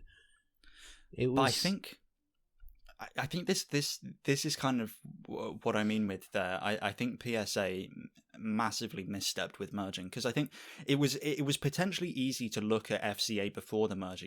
Up to 2021. I'm sure the merger had been in the works for a couple of years at that point. Yeah. But, up to 2021, and you can look at FCA and you can go, okay, well, there's clearly there's a lot of potential here. They've got solid brands under them, but if we just look, if we just like. Stuff like the Hellcat, great, excites the press. They don't make that many of them though. If you actually look at the bread and butter of what FCA was actually making, it was Ram trucks and the Fiat 500. That's it. That's all they actually had that they were selling in large volumes. It was a lot of piecemeal in a lot of various other places. I mean, and maybe the Jeep Renegade, which was made in Italy and hugely diminished the perceived value of the Jeep brand in North America. Like again, these were things, and Alfa Romeo was doing all right. I don't actually know if they were ever making money. They've certainly had a little bit more budget under in 2023 they did report some pretty big earnings, but probably as a result of those aforementioned cost cuts. Yeah, exactly. And so I think FCA was, because PSA up to the merger was doing pretty well. I mean, Peugeot sells a lot of cars, Citroën sell a lot of cars, Vauxhall and Opel sell a lot of cars. Not that anyone should buy them. DS was at least interesting. It should never have been spun off from Citroën, really. Here's the thing. Here's what I think. Like to make a logical argument for PSA merging, like a lot of where money is made in cars these days is in premium vehicles. Yes. There simply isn't a lot of money in making mass market cars anymore. No, that's why everyone's been kind of... Yeah, everyone's been trying to move up market. New brand that's up market, Must or trying to move brands up market. Yeah. And the only thing that Peugeot had in that regard, because like to be fair, they'd done very well in the mass market segment, because the Peugeot 208 overtook the Golf as the best-selling car in Europe. Yeah, I mean, PSA were riding a high. Yeah, they were doing so in that regard. They were doing very, very well. But I think there is a perspective that you can argue that they could, to demand constant increased growth as capitalism does want. Yeah. I think they could see themselves sort of reaching the ceiling of what could be done within the more mass market segment. They needed to expand into the premium segment, and the only thing they had in that regard is DS Automobiles, which was not a strong enough proposition at that point. No. It didn't have the brand power. It probably still doesn't. They're trying. But it could have been a long-term. It could have been a long-term bet, though, couldn't it? Because DS should have been to Citroën what Lexus is to Toyota, and I want to talk more about Toyota, because I think Toyota is the second largest car company on the planet by market capitalization. They're consistently profitable. They are the single largest car manufacturer on the planet by number of vehicles produced. Okay, they make healthy margins, which is unusual in the automotive industry. They're absolutely enormous. They've been successful. They've been successful for a very long time, and they've gone through significantly fewer bankruptcies than all of the companies involved on this slide here. So, and they do that, and I think they do that by not having a portfolio of dozens of half brands. Like they are able to do that by doing one thing, or two things if you include Lexus, really, really well, as opposed to trying to do everything badly. No, yeah, I do think that's a good point, because even when Stellantis formed, it was noted in the press, hey, you've got a company now with 14 brands? You can't have all of them, because you can't have it's specialized individual model ranges for all of them. Yeah. Because at most there can only be a couple of cars, and introducing brands, you got to have different dealership stuff. You've got to have different supply chains, engineering and designing the different facelifts for all of them, even if they are just the same car with a badge engineering. And if not, that means you're having different platforms and bodies completely, and that's even more cost. So it was it's simply because they said, oh, we're going to give each brand 10 years to prove themselves, and if they can't after that, then we're axing them. But do you guys have 10 years? Exactly. It's just what it's just sort of a foregone conclusion, I think, that unless Stellantis magically became this enormously dominant force, that they can't keep all of them. And I especially because looking at it, sorry if I to keep on rambling a bit, but there's only a handful of brands here that can fulfill the premium segment. That's what I think was really troubling. They have so many brands here that are in the more mass market segment that, as I've already previously said, is sort of reaching its cap, really, Yeah. in terms of profitability. You want to make money as a car maker now, you almost have to be premium. Like those are the manufacturers that are making money. Mm-hmm. And the only sort of real premium brands that they have are DS, Alfa Romeo, Maserati. That's basically it. I think you can see them trying to change that because they were really trying to move Jeep up market. Yeah. And then they made the Renegade, which just completely undermined everything they were trying to do. Because of course that thing's a shitbox. Yeah, because they made the Renegade before that, and then after they did. After that, they then tried to introduce the Grand Wagoneer. Oh god, that thing. Which is like, It's been such a flop, we need hasn't to. it? I can appreciate what they were trying to do. It's like, we have this brand that's known for SUVs. So what SUVs are like? We'll try and have a big luxury SUV, like to target the Escalade and the Lincoln Navigator, right? But Yeah. it was just introduced at completely the wrong time. Right as aforementioned, the Jeep brand had been cheapened by association. Yeah, it was extremely poorly thought out. I think I see what you're saying about PSA effectively seeing an opportunity to merge with a company that had some more premium brands under its belt, but I really think that PSA was more motivated by their North American footprint, because that's something PSA was never able to do. The ability to expand into the North American market, because the fact that Peugeot were doing really well, but there's only so well you can do when your market is really just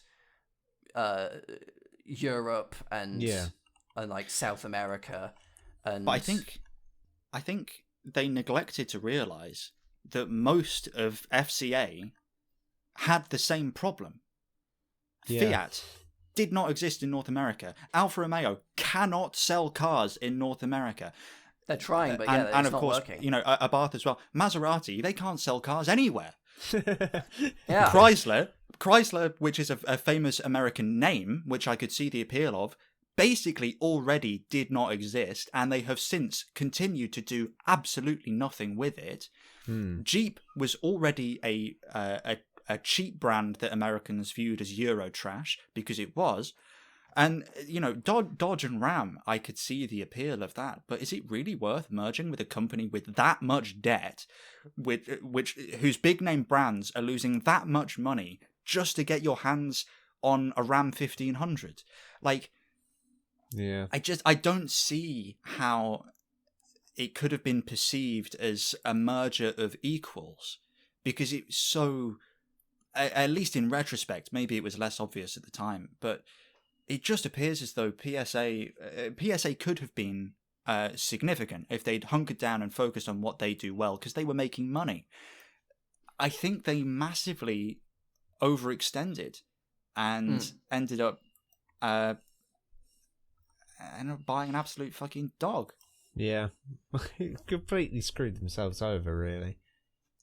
Yeah, because one of the other things that has happened is I think they were trying to have their cake and eat it a little bit, because they were not specifically in reference to PSA, just sort of like the whole thing, especially with the American brands. So they cost cut, made profits, and they thought, okay, how can we increase profits from here? We need to make the cars expensive. And that's where I think the Grand Wagoneer comes in again, because bearing in mind the price of the Grand Wagoneer has gone down a little bit over the past couple of months. The price of all Stellantis cars have gone down over the last couple of months, particularly in North America. Because they're not selling them. Yeah, exactly. They wanted to increase, because they were sort of like, oh, we did really well in 2021 through to 2023. Let's increase the prices because there's clearly so much demand. And right before the podcast started, I've had these tabs open. Yeah. I got open the configurators, and I fully optioned out an Escalade, a Grand Wagoneer, and a Navigator. And the Grand Wagoneer is only about $1,200 cheaper than an Escalade. And it's made by a company that nobody trusts. It's $500 more than a Navigator. You're spending more than you'd spend on a Lincoln Navigator for a car from the same company that makes the Jeep Renegade. Like, You really don't like the cheap Renegade, do you? it's awful. But yeah, no, it is very much so the case. Like I kind of see it a little bit more because like Jeep is exclusively an SUV brand, so they're going to have an SUV in every segment. It's not like, you know, you're getting like an ultra luxury Renault or something. But nonetheless, there's absolutely a point to be made there. Cadillac is a name that holds cultural weight. It's fucking Cadillac, for God's sake. Yeah. You know? Lincoln, But, you know, less so. The same should be true of like Chrysler. Yes, but Yeah. I mean, But Chrysler don't make anything. Chrysler do like I think what are Chrysler selling right now? What do they have for sale? It's like a people carrier, and that's it. yeah, they have them. They literally because the 300 was discontinued. I think it really it's just the minivan. It's just the minivan. It's they make one car, and it's bad, and it's old. Yeah, and they. I don't know. I mean, is anyone still buying it? I assume they must be because they're still making it, but I can't imagine why you would pick that outdated design that's been kind of kept on life support over literally anything else. They did try and sort of make a luxury leather-lined one with the Pacifica, which I think was quite entertaining. I like the idea of a sort of Luxo barge MPV just in general. Yeah. But it's just such a woeful misreading of the way that the market is structured right now. Yeah. I can appreciate it. If people buy that instead of an SUV, great, but they're not. They're not, no. And then you've got, like, you know, Joe, you were just saying that they surely must have been selling some. I'm not sure it's that cut and dried. Because you look at, like, the Dodge Hornet, which is based on the... Oh, God, yeah, no. It's based on the Alfa Romeo... It's based on the Alfa Romeo Tonale. Yep. And they are... I believe it's the slowest selling car in North America. It is. They are not selling any. At all. No, the Hornet was a fucking awful misread. Because, like, as Americans, contrary to popular belief, are not. They have a certain intelligence. They are able to detect foreign particles, and they've. Even if Stellantis had done their absolute best to sort of mask it with the Hornet, they would have still been able to detect them, and they have not done their best job. Yeah. Well, they're not even trying to hide it. Is the Tonale on sale? Like the regular Tonale? It is. Is that on sale in America? What's the point? The Dodge Hornet is just the base spec. The Alfa Romeo Tonale is the top spec, and the Hornet is the base spec. So they've taken Dodge, which is a prized American brand, and they've used it to sell cheaper versions of already crap European cars to Americans. Yeah. It's also they're horrendously unreliable, aren't baffling. It's absolutely baffling. I seem to remember reading that they have like some of the worst reliability ratings of any vehicles sold at the moment. Like they're constantly cost cutting being will recalled. do that. Yeah. Yes, because speaking of, there's been a massive recall for Jeep Wranglers and Gladiators recently. Yeah, of course. And not long before that there was a massive recall of Ram trucks with something really interesting, I think, specific to note. It was a recall of Ram trucks for model years 2019 and 2021 through to 2023. And it was to do with the 3.5-inch display for the Speedo and stuff. Yeah. So, what that implies to me is in 2019, they had this bad thing that they figured out and they fixed it. And then in 2021, right as Stellantis formed, they sort of immediately went on their cost-cutting thing and said, oh, we were doing this thing that was cheaper before, and then we stopped doing it. Why aren't we doing it? And then some poor engineer was like, well, because it had like a something or other % chance of... No, it's cheaper, do it. Yeah. And went back to doing something that was bad. It's also possible, like, the timeline of that. 2019 is probably around the time that this Stellantis deal was being properly negotiated. So what are the odds that FCA had already taken on a program of cost cutting to make themselves a more appealing merging partner. Potentially, yeah. I could believe it, but yeah, it's fucking Christ. It's the whole thing is an absolute shit show. Oh God! And then the Union of Auto Workers strike. Oh God! Oh God! So yeah. Which factory was it? I'm trying to find. It was okay. It's at least at one of their stamping plants for body panels and stuff. But oh no, if it's in Detroit, then it could be the whole Hamtrak assembly, which is a big deal because I think that's where the Ram trucks are made. I thought it was the I remember seeing something about the company threatening to move production of the Grand Wagoneer offshore. No, it was that in the Durango. I think it was that in the Dodge Durango. Right, yes, it was. Yeah, did they share a platform? Hang on, I'm just double checking. No, they don't. Why? Because the Durango is old as shit. Right. I seem to remember, sure, whatever. I'm reading recently that police forces that had bought the Durango have been returning them or getting rid of them early because they're just so unreliable. Yeah, the Dodge Durango that is currently being made is based on the previous generation Jeep Grand Cherokee. Right. Brilliant. Yeah. But that is, so that's in Detroit. That's the Jefferson North Assembly. What's that currently building? Okay, so yeah, that's currently building the Jeep Grand Cherokee and the Dodge Durango. So two fairly well-selling models for... Which, by the way, should very much be based on the same platform if they're being built in the same fucking place. Yeah. But they're similar size. To be fair... To give all credit, to let us not be biased. There have been teasers of a 2025 model year Dodge Durango. So the current generation will soon be replaced, and that probably will be based on the current Jeep Grand Cherokee platform.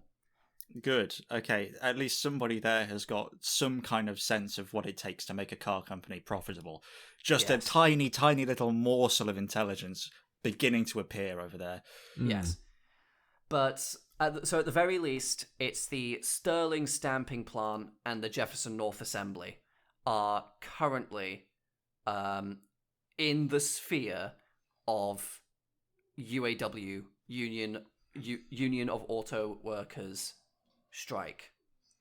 Well, part of the problem is that Stellantis signed a deal with UAW. So that they wouldn't move the Dodge Durango assembly abroad. Exactly, and they've reneged on it. And they in the contract that Stellantis themselves signed, they put basically they hung a giant "sue me for hundreds of millions of dollars if I violate this" sign on it, which is exactly what's happening. Come on. Yeah, they're just no balls. They're not going to call that bluff. Don't worry. But that deal said, if we do that, then you guys have the right to hold a vote to decide whether you're going to strike or not. And so that vote is upcoming. The date for it, I think, might have even been set for that vote to take place. Now, what happened a few days ago is Stellantis sent out a robocall message to known members of its at its plants of the UAW, urging them not to vote yes. Can you do that? Which is illegal, is it not? Yeah, which you can't do. That is illegal. It is called strike breaking. And so the UAW is like, oh. This is going to look great in a lawsuit. The UAW have just been handed the biggest, fattest, golden blank check of all time. Mm. Oh, fuck. Oh, guess what, guys? Guess what? You're going to love this. I found, even just while I was Googling, because I was looking at the Jefferson Assembly, there's another brand I need to add to the list. Oh, for fuck's God. sake. What is it this time? Because, a couple of years before, Walter P. Chrysler bought the Maxwell Motor Company, it merged with the Chalmers Automobile Company. You're just making up new words at this point. I wish I was. Well, did you know that the Cord from whatever thing from the 1940s was once sold afterwards under license once they went bankrupt as the Graham Hollywood? I hate to tell you, yes, I did know that. Shut up. But there was because it was the Graham Hollywood, and also I think the Hutmobile Lark Yes. was the other one. But yes, I'm going to crash a Graham into your front room. but yeah, like, oh my god, they're just digging themselves a bottomless pit. So I think, the upshot, of course, of this is that Stellantis is fucked, right?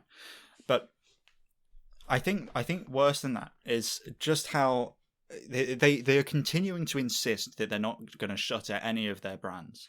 But they are not going to have a choice. No. They are like, we can go through them. Chrysler is going to die. They are not making any cars. I hope I am wrong. But unless Stellantis, finds a way of magicking money out of thin air, Chrysler will be gone within 5 years, probably less, right? Yeah. Jeep is going to have a really, really hard time. They made a massive blunder. They're going to need to invest a huge amount of money into that brand to bring it back up to the kind of perception they need to command $100,000 price tags on expensive SUVs. Yes. I'm not sure if Stellantis has the money to do that, so it's possible that Jeep is going to be forced down market again. And if they are forced down market again, they're not going to make it to the 10-year mark. They just won't. Dodge and Ram will probably be all right, in fairness. Yeah, in fact, then again, though, I mean, maybe I have a different perception of Jeep, but the core Jeep fan base of angry-eyed Wrangler bros, like, I think there is a core audience for Jeep just as a name But that I don't think can be ignored. Sure, they like a specific kind of Jeep. They like the Wrangler. do have to remember that there is now the Bronco. It's not just That's the true. Wrangler That's has true. a They need to proper the rival Wrangler now. needs a refresh. But if they make something that's in the Bronco vein, I think They should do, and they should make Yes. that and basically nothing else. Like, Pretty if much. Jeep is going to survive, it needs to shrink, and Stellantis is going to hate that. But it's the only way that Jeep is going to be able to sustain making money long term, because they're a one trick pony, and that's okay. You can make money with one trick ponies, but you just can't expect them to do other tricks. Yeah, because like with the Grand Wagoneer, they were definitely banking on the cultural capital of the Grand Wagoneer name from like days gone. And but then nobody bought the them. Grand Wagoneer has not been in production since the mid-90s. Yeah. And I don't think they were particularly popular then. They've just kind of... The only reason people like the old one is nostalgia for how old they were.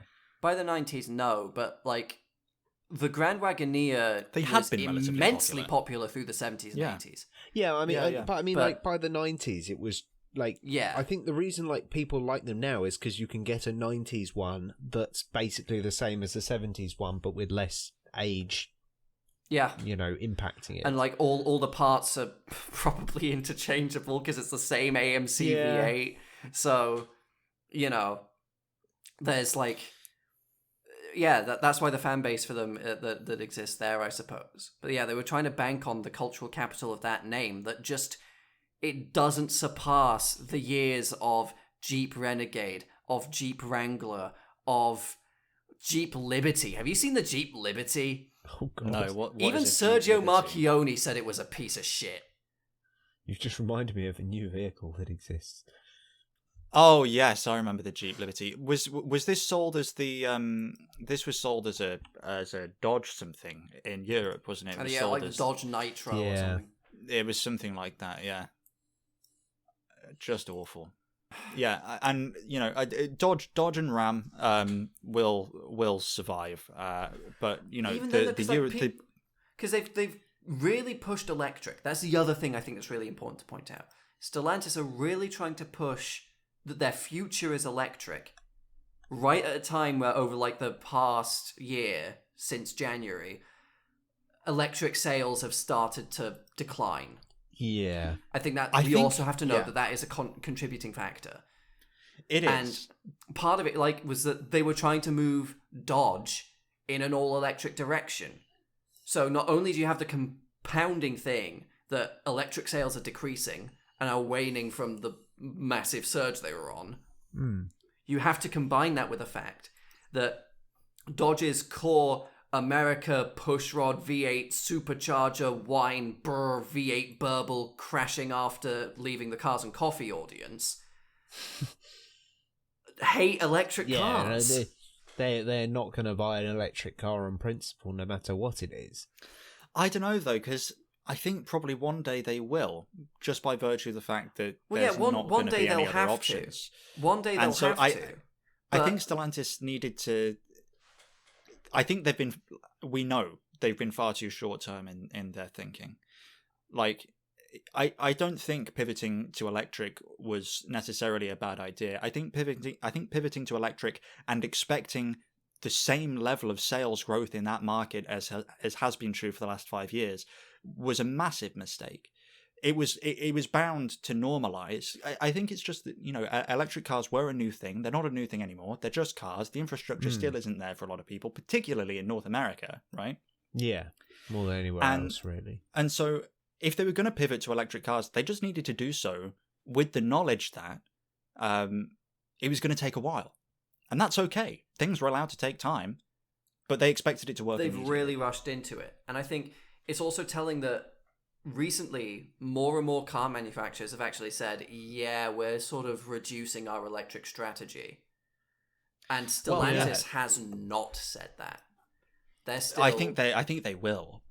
They might not say it, but I think they are going to do it. No, but I think I almost think that they've almost in the future I think they will start to pull out, but they've already by selling off I say selling off, but by making Dodge into an electric only thing, not fully electric only, because you can get like the straight 6 in the new Dodge the Chargers Hurricane, coming out, which but the Hurricane. Yeah. I think time will tell whether that's actually a good engine. I worry about their I think abilities. it's an interesting engine. I just like it that it's just, okay, the premise of this engine is, okay, it's a 3-litre straight 6 that we put as much boost through as we possibly fucking could. And I just think that's funny. I think it's a funny engine. Yeah. Funny engines are not necessarily profitable engines. But yeah, because like it's, I mean, sure, because here's the is thing. the engine funny? Because here's the thing with the Hurricane straight 6, is that sure, it makes a lot of power on paper. Put it in a sports car. Put it in the Dodge Charger. Sure, whatever. But it's an engine that makes its power through shitloads of boost. It makes like 550 horsepower, but it makes it at less than 6,000 RPM. Yeah. So it's not gonna be an amazingly exciting engine to drive. Because can you imagine the fucking turbo lag on that thing? I'm sure they've done some clever sequential stuff. Yeah, they'll have some kind of normalization on it, you'd hope. Yeah, they'll have some clever. They'll have some clever sequential stuff on it to reduce turbo lag, I'm sure.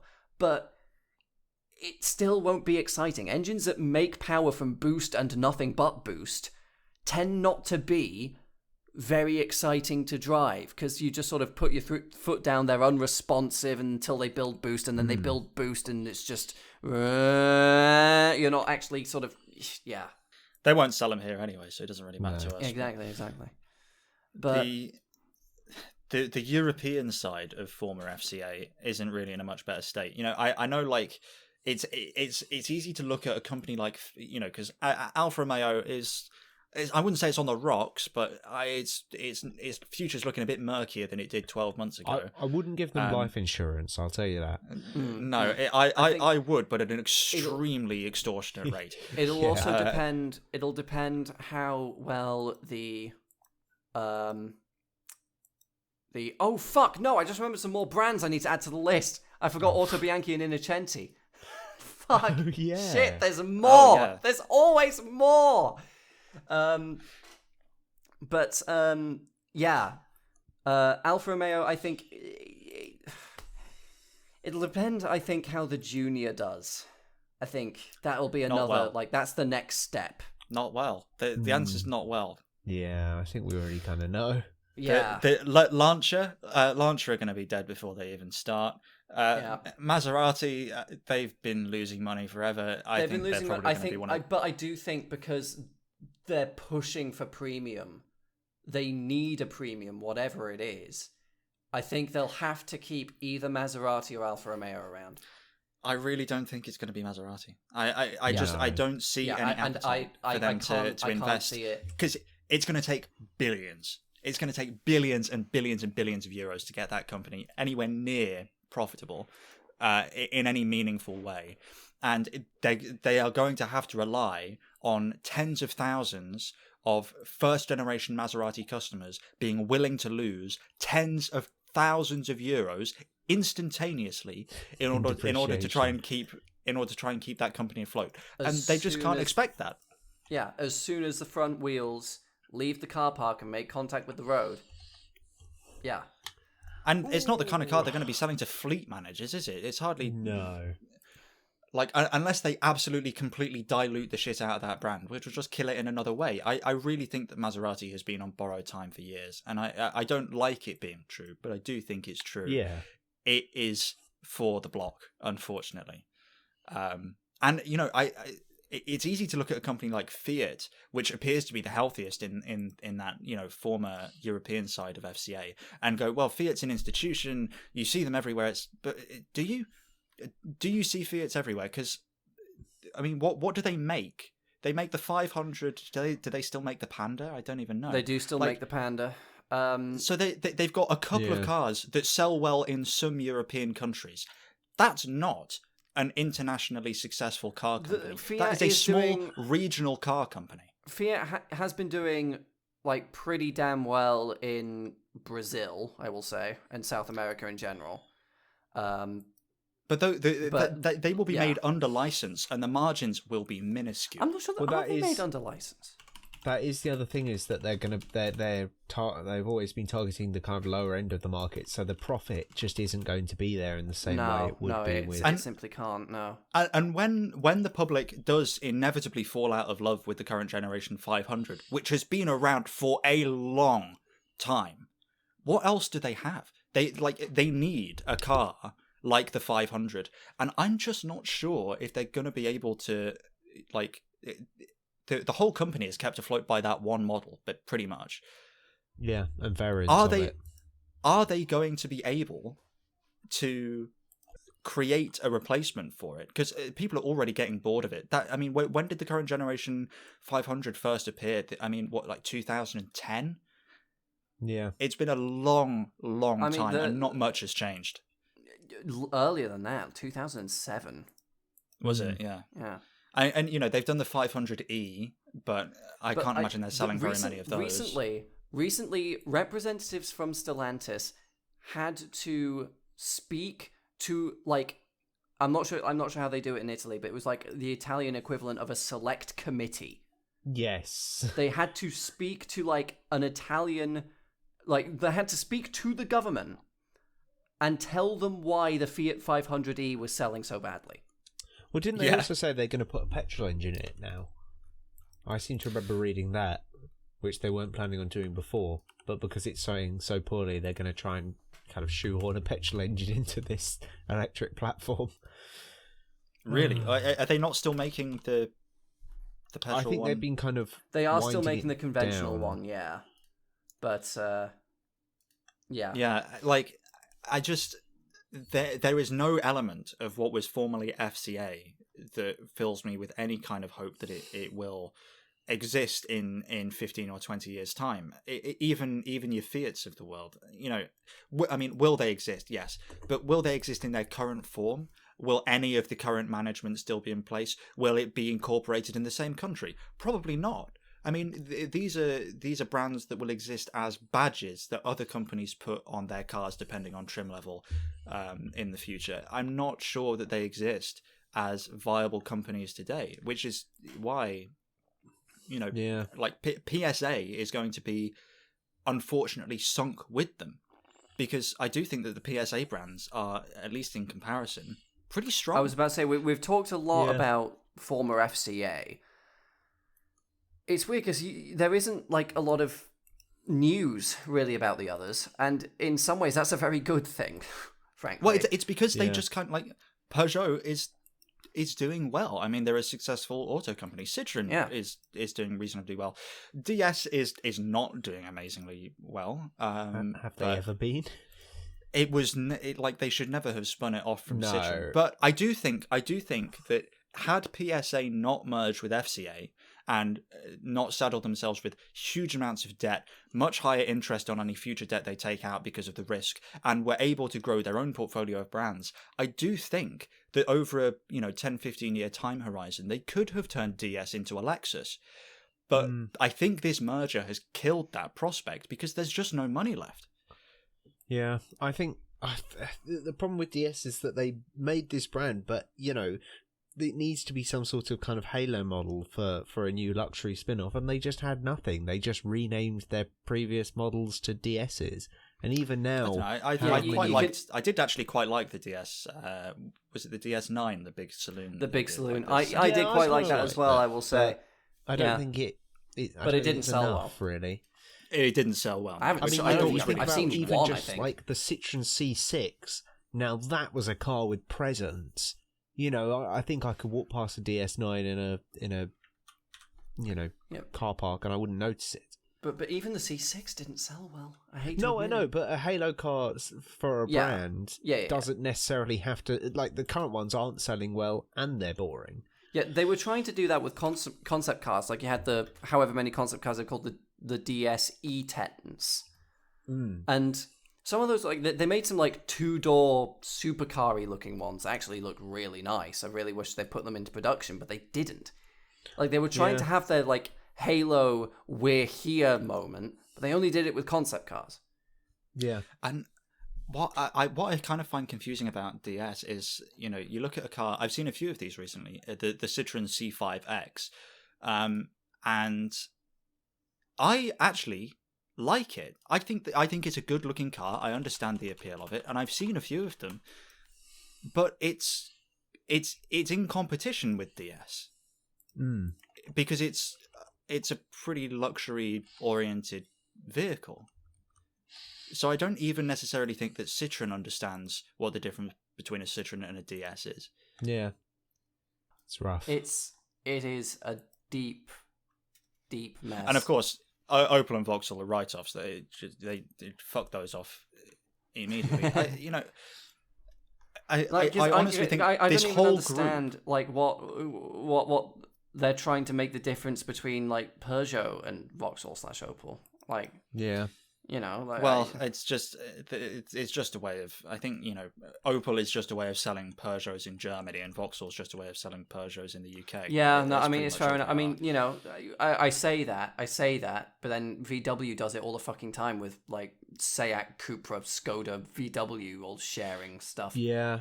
So. And this is something I was going to say before as well when we were talking about Toyota. I think Stellantis have looked at Volkswagen, the other major car manufacturer in Europe, and they've gone, well, Volkswagen do it, so clearly this is the way to do it, is to have as many brands as possible. But they've neglected to realise that Volkswagen is less successful than Toyota and Tesla. And they are brands that are highly focused and do one thing extremely well.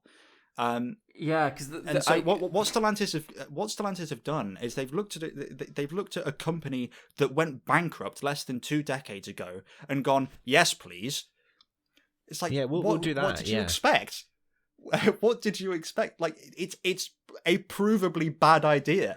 I think in a way, there's kind of only really room for one of that. Yeah. Because I'm not even sure that I think Volkswagen is all right. I think Volkswagen have managed to find a stable place. But yes, like VW is not in trouble right now, and I can't really see them being in trouble at any time in the near future. But they've done it by waiting it out. They've allowed a significant amount of time for the perception of their low-level brands to gradually rise alongside their gradual increase in quality and market placement.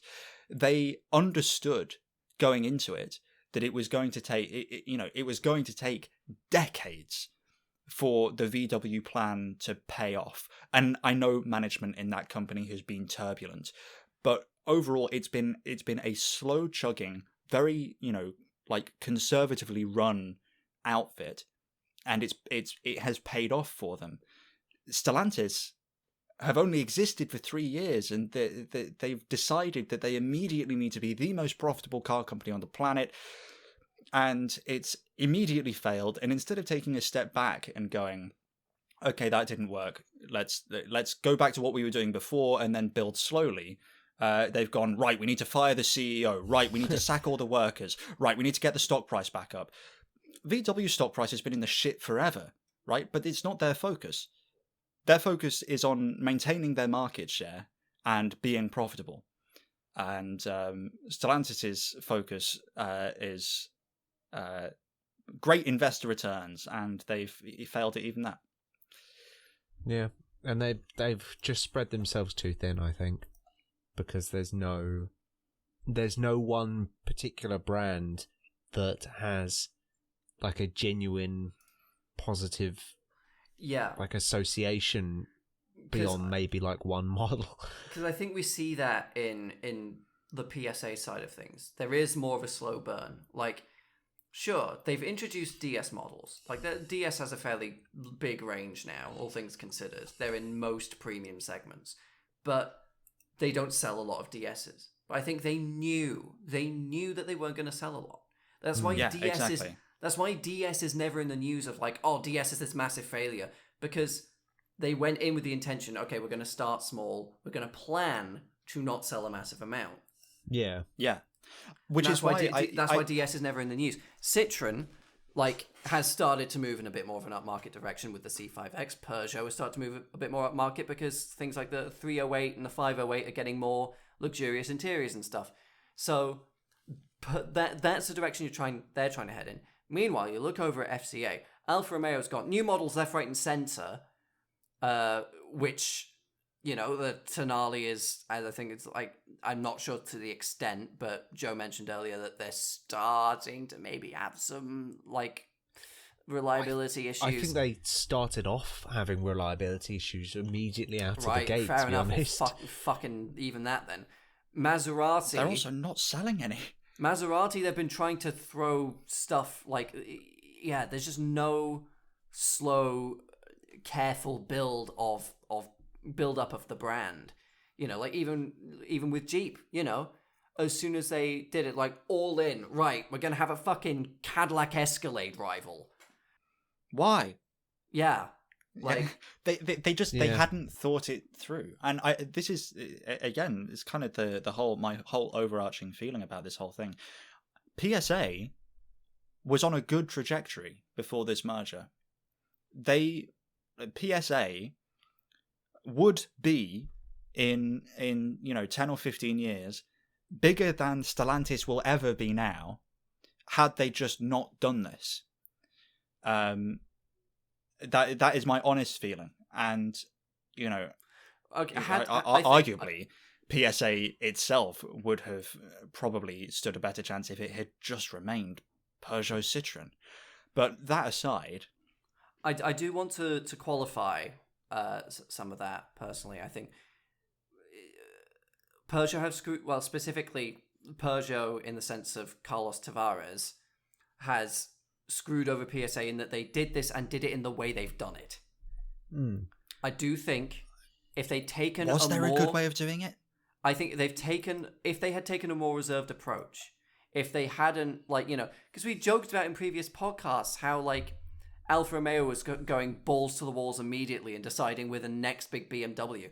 If they'd taken it slowly, Jeep could have reached a point maybe in 5, 6, 7, 8, 9, 10 years' time where they could have done a Cadillac Escalade.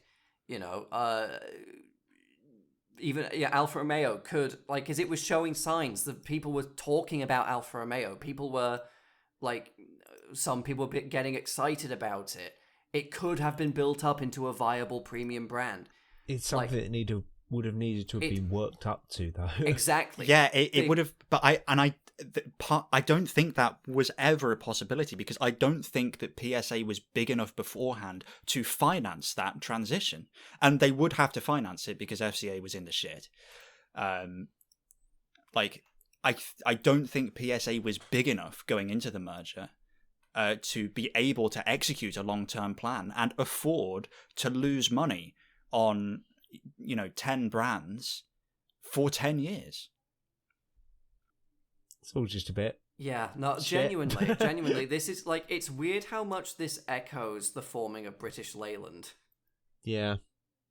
Because, on the one hand, you have PSA, which is standing in for Leyland in this, and that, like, yeah, they're starting to build themselves up, they're starting to do really well. Sure, they've got big stuff planned. And then they're merged with BMC, who are this fucking financial black hole. Yep. In many ways, it's like the same story all over again. Yeah, there's definitely similarities. The idea there was that, like, oh, well, Leyland have smart management, they've got good ideas, they can, with the fact that Leyland's doing all right, they can bring BMC out of the hole. And it turns out they just couldn't. And do you know what British Leyland started doing immediately? They started cost cutting. Yeah. It's the exact same fucking thing. They just got, and I think this is the, is Tavares, was Tavares doing his best and happened to benefit, or was, was he just kind of rinsing it for parts? It's probably a mix, because I don't know what FCA's debt burden was going into this merger. Yes. But if we look at the kind of bigger economic picture, you've got PSA, which was, about the same size as FCA in terms of, like, value going into this merger, which is why it was a merger of equals, ostensibly, right? The problem was, though, that I imagine FCA had quite a lot of debt. I imagine PSA probably also had quite a lot of debt as well. The difference was that PSA, I get the impression, could afford its debt, and the problem is they merged in 2021. Interest rates were 0, and they merge. They spend all of this money. They probably take out a huge amount more debt in order to fuel the kind of big launches from, your Alfa Romeos. They poured a whole bunch of money into, like, working out a direction for Lancia and, all of this stuff. And then suddenly the macroeconomic conditions in both Europe and North America in particular sour, interest rates get hiked, debt becomes significantly more expensive. And so, yeah, of course they had to cut costs. They could not afford the debt they already had. So, I think it's a mix. I think it's true that there's been woeful mismanagement from Carlos Tavares. But I also don't necessarily see how it was possible for it to go any other way. Yeah. They've got themselves into this situation. They've kind of got to get themselves out, but they don't seem to be taking any of the steps that are going to be necessary to do it. Yeah, I'm looking. I'm trying to see. I'm trying to sort of find out. Because in 2018, which was 2019 even, like, this is 2 years before merger, net income was up for Stellantis, for FCA. Net income was up total assets was up, total equity was up, operating income was up. Well, where did it all go again wrong? though, that kind of, 2019 is around that time where this merger would have been, It was being discussed. They were also in the discussion stages. So it's in the executives at FCA's best interest to make the company appear as healthy as it possibly can be, even if it's only temporary, like what Stellantis did in 2023. Yeah, but even in 2018, total assets and equity were up before that. So, where did it all go wrong? I guess probably, as most things, could probably be rooted somewhat back to COVID. Well, yeah, I'm sure COVID didn't help. Yeah. Yeah, but every other not every other car company, most other major car companies survived it, and they decided, they took the decision to actually finally sign off on the merger afterwards. True. Yeah, you are right. Actually, there, it wasn't like they got blindsided the day after signing the merger. Because before it was poor timing, but they did it to themselves. They can't claim ignorance. No, I do think, just call me hopeful, call me optimistic. I do think there was a way for it to, not immediately go gangbusters, but I do think from the initial merger, there was a potentially viable pathway to build things up slowly. I think FCA probably had a lot of debt, but I don't think they were completely fucked. But Fair.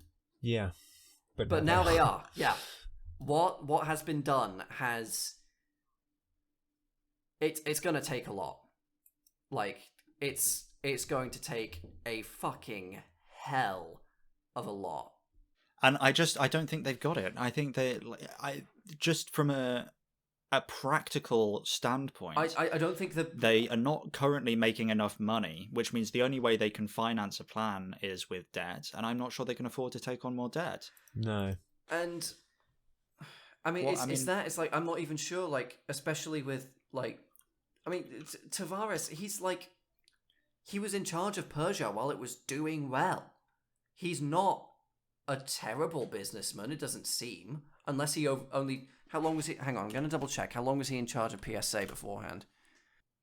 And it is worth remembering that Stellantis is currently still a profitable Yes, it's currently business. Still making money. Okay, yes. Tavares became CEO in 2014 of PSA. So he was in charge of PSA while it was doing well, while it was continuing to do well. He's not a bad businessman. No.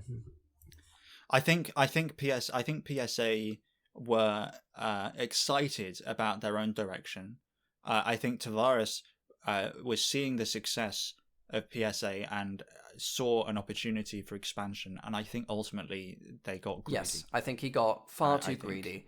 And then, both in the sense of trying to rapidly expand his business and stretch it thin far too quickly, and also $40 million cha-ching, cha-ching. Yeah. Because the exact same thing happened to Harley Davidson. They based their CEO and executive pay rate and tied the bonus directly to the price of the stock. So rather than try and fix the company when it started going down a few years ago, they just did a stock buyback scheme to keep the price of the stock high, and then the CEOs got paid shitloads of money. Every time you place an incentive based on a single metric of company performance, you will do your best. Any CEO will do their best in the short term to improve that one metric at the cost of anything else, because they have an incentive to do that very personally. It's a lot of money. It's a stupid decision to make. Stellantis is still a big company, but they've got big obligations. And keeping a company like Chrysler running, as skeleton as it may be, what's the point? Okay, the one that what is the point? From a business perspective, what is the one point? brand that I think is absolutely on the chopping block, unquestionably, is Chrysler. It should be. It has to be. How can it make any sense not to? But all the other brands, I think, are in a really interesting and precarious position, like as a company, because it has brands that have too much cultural capital behind them that they can't afford to lose, because that will guarantee them a certain amount of audience. Brands like Dodge, Jeep. And then they have other brands that they can't afford to lose because they are a more premium-oriented brand and they need to sell premium vehicles to make money, regardless of whether they're actually making money from premium vehicles. So... There is a secret third option. Oh, please, go on. Which is that they start selling some of these brands off to other companies. Yes, of course. Yeah. And I do think that is a very real possibility. Like, it genuinely would not, I agree. I don't think Maserati is going to stop existing. I do think it's probably going to stop being a part of Stellantis, because I don't think they can justify it. Yeah. I think, Chrysler as well. Chrysler is too important of a name. It would not surprise me if it was acquired. And it wouldn't be expensive to do so, because it basically doesn't exist. There was that open letter that I can't remember. Yes, Rhodes was his surname, because he's like, I think he's the grandchild of Walter P. Chrysler. And yeah, I mean, first, if you actually read the letter, it reads like a fucking Facebook post. It's absolutely nonsensical. It's a deranged letter, but nonetheless, we don't know how much money he was proposing, because he didn't put it in the letter, I don't think. Well, he didn't propose any of his own money. He proposed a lot of the bank's money, is what he proposed. Yes. But nonetheless, that would be theoretically money. Like, that would be his problem at that point. That would be money that ends up in Stellantis' pocket after selling the brand, and they said no. They did say no, and they insisted that they are going to keep all of their brands. Tavares has been relatively unequivocal that he would shutter a brand before selling it, and I just think that's a really, really terrible corner to paint yourself into. It's such a bizarre thing, because you can make money by selling it. Why do you want to? Why exactly. If I can't have it, no one else can. It's a bizarre insistence. Don't know. Ferrari, right? Ferrari is currently more than twice as valuable as Stellantis. If Ferrari knocked on Carlos Tavares' office door and said, knock, knock, knock, we'll take Maserati off your hands for €3 billion, and he says no, he's a moron. Yeah.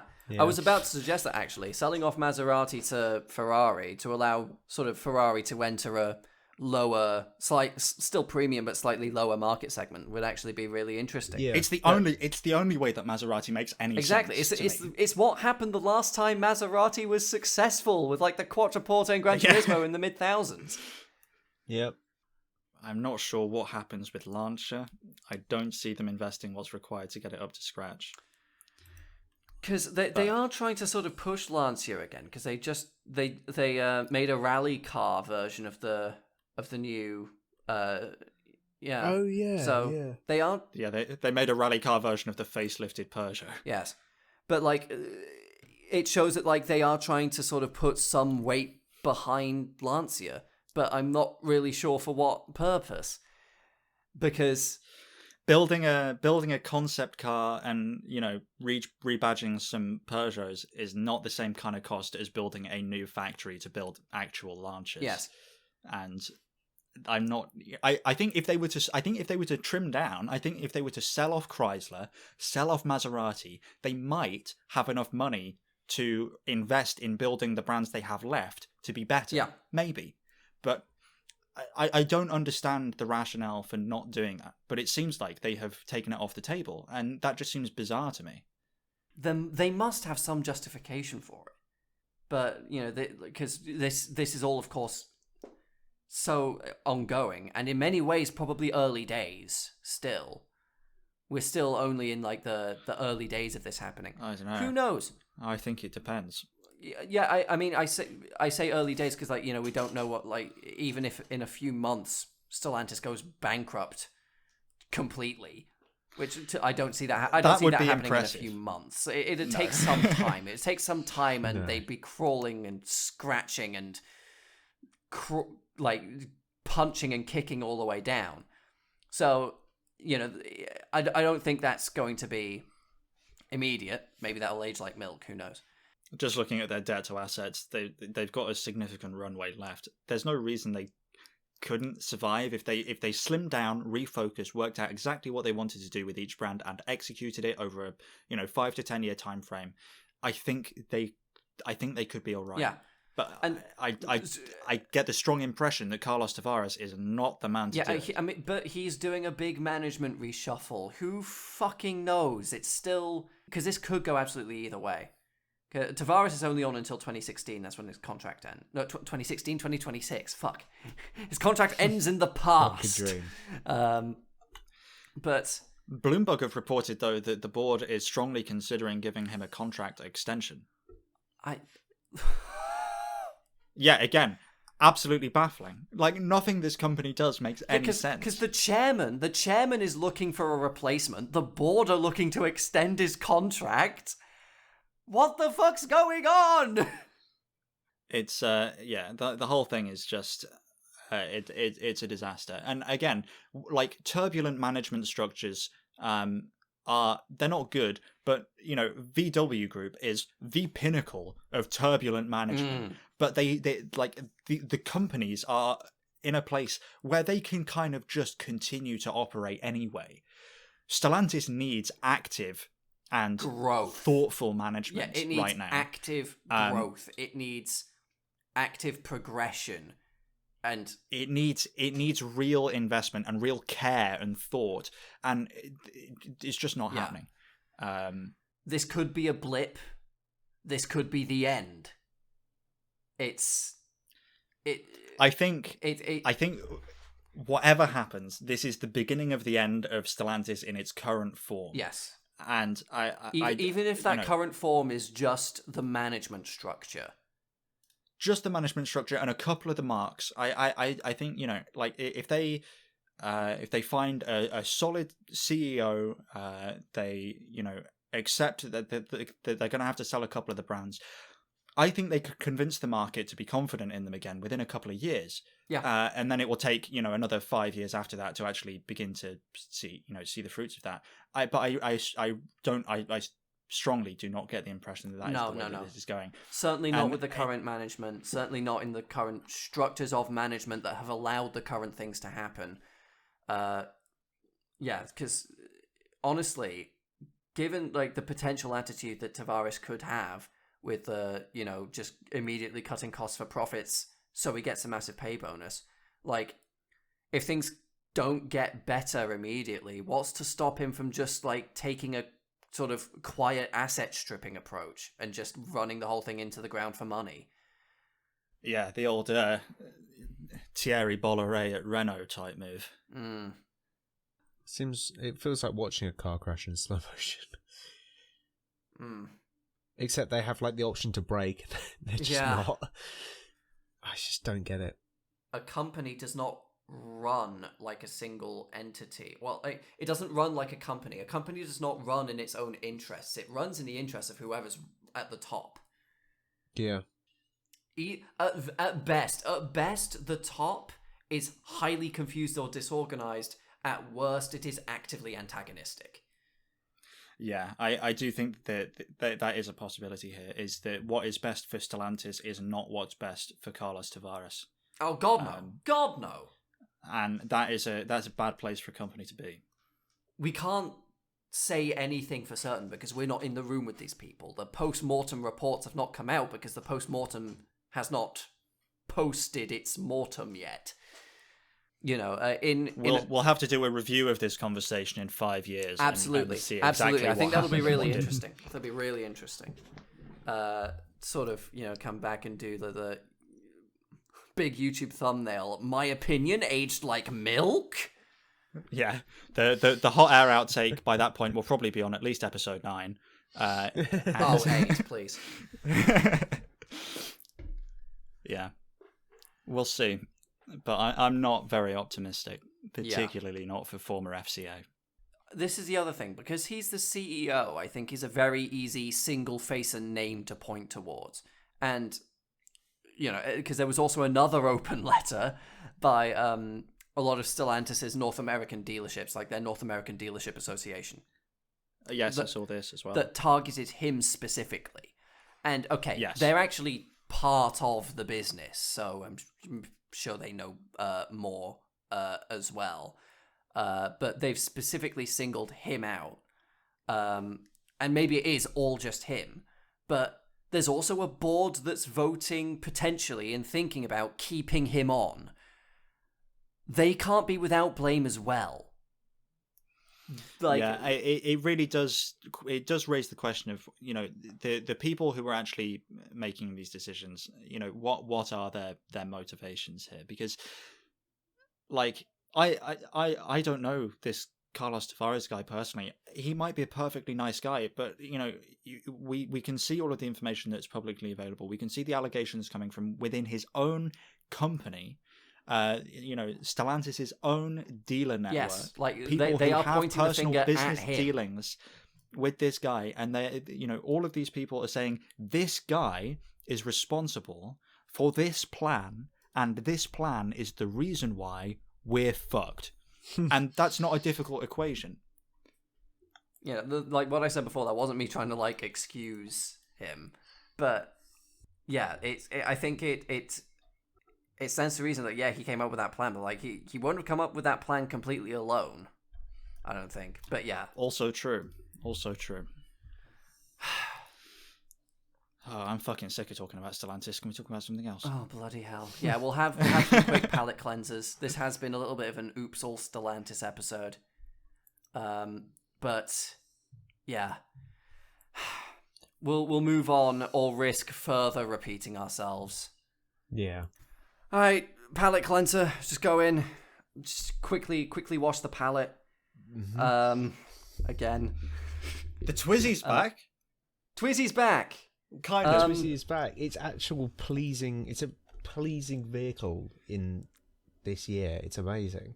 It's not really a Twizzy, though, is the problem.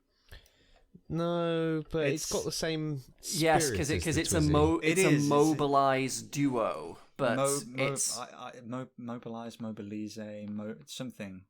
It's not a good name, is it? Mobilize. It's not a good name. It's still made by Renault. Yes, it's made by Renault. I think, because I quickly checked, it was in their Tangier plant. Yeah, look at it. It's a Twizy. I will be dead naming this vehicle. It will always be a Twizy. You're born a Twizy, you'll never not be a Twizy. Yeah. He says Twizy on the VIN plate, so it's always a fucking Twizy. But yeah, I think it's not surprising to see that they've, I say brought back the Twizy, only stopped production of the Twizy last year. Deceptively long production run for the Twizy. Did they stop I thought they stopped making the Twizy a lot earlier than that. No, apparently September of 2023. Oh, fair enough. So it's a pretty rapid replacement then. Long. Yeah. I thought they'd gone out of production in 2021. Yeah, exactly. Yeah, I thought they that's what it feels like.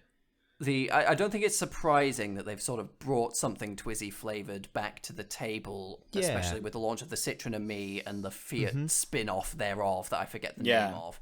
Yeah, it makes a lot of sense. It's a good segment, particularly in big European cities. It makes a lot of sense. Yeah, because there's a very, very funky looking van version that's just got a big sort of plastic cargo box on the back, which I think is awesome. This is basically, and this has just hit me. This is what the G-Wiz always wanted to be, and it took quite a lot of time for the tech to mature to a point where it was possible for the G-Wiz's vision to be fully realized. Because that thing was an utter shitbox. It's not just a Top Gear meme. That thing was truly quite awful. There was a G-Wiz parked around the corner from my accommodation that I used to live in London. Like, bearing in mind, I've only just left third year, I've just graduated, and it was there the whole time. You do still see them. Did it ever move? I think it moved, there were a couple times when it wasn't there, but it was regularly back there. Wow. And Bizarre. hopefully, whoever owns that is going to look at this and they're going to go, yeah, you know what, it is time for an upgrade. And then the world will be rid of those horrible little eyesores, blotches on the roadways, and we can all look at these instead, which are kind of cool and funky and interesting. I'm against them just because you cannot convince me that thing is not going to turn me into a fine bolognese as soon as anything untoward happens. That's probably true of the Twizy and the Ami though as well. Well, yeah, but at least they've got certain That's like things they do have to pass. Do they? Because I don't think it's a Oh, car. oh yeah, are they counted as more of a quadricycle or something? Yeah, I think they're probably quadricycles.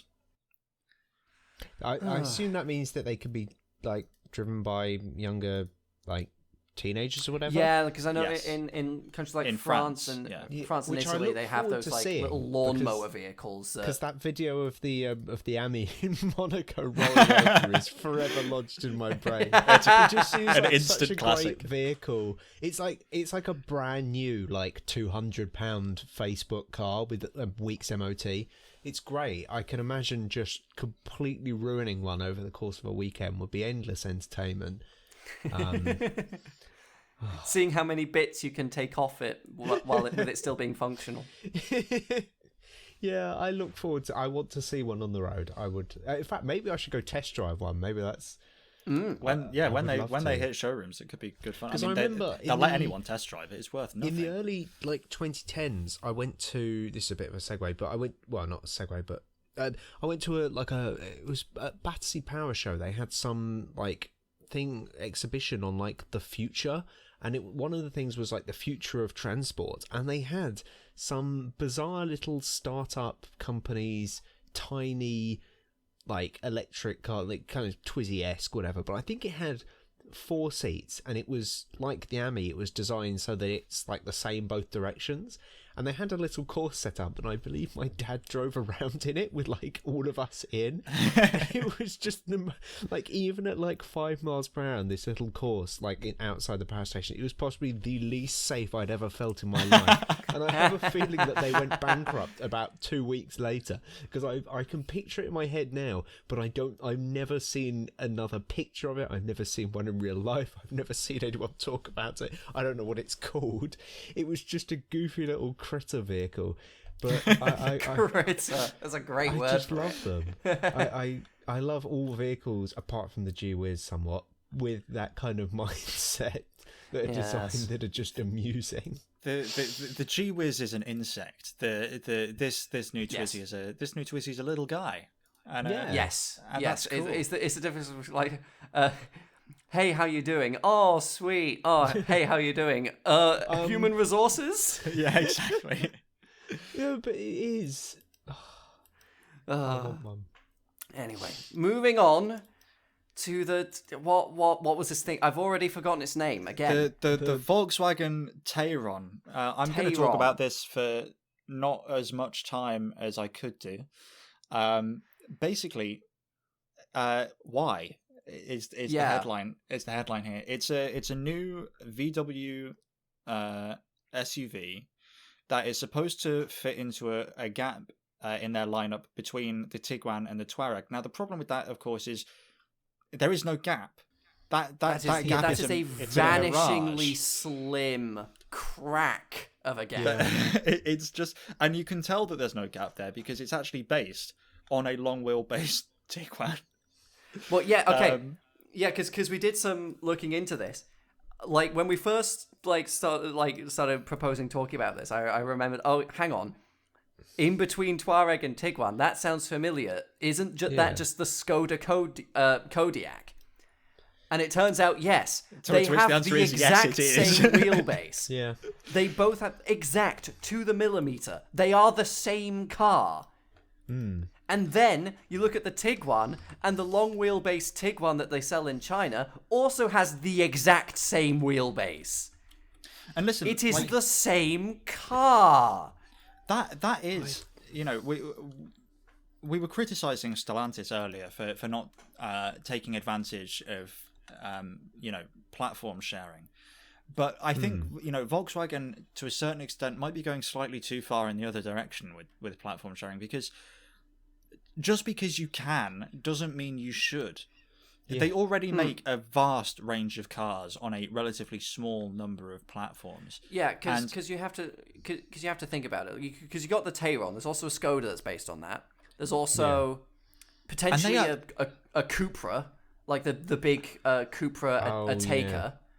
Yeah. And they are not separate. They're not trying to sell those to different segments of the market. This Tayron and the Skoda Kodiaq, I guarantee it, they will be priced pretty much exactly the same, because Skoda is no longer the like base spec cheapo car. You can spec those you up can pretty get nicely.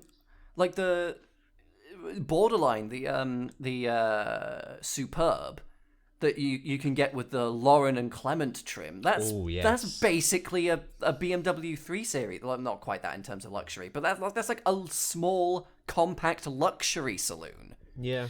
Yeah, and in that segment of the market, it's Volkswagen that's at the very bottom of the rung. But for some reason in this kind of larger SUV market, because this is, 10 centimeters shorter than a Touareg and 10 centimeters longer than a Tiguan, right? Yeah. So we'll call it it's slightly larger than a mid-size SUV, right?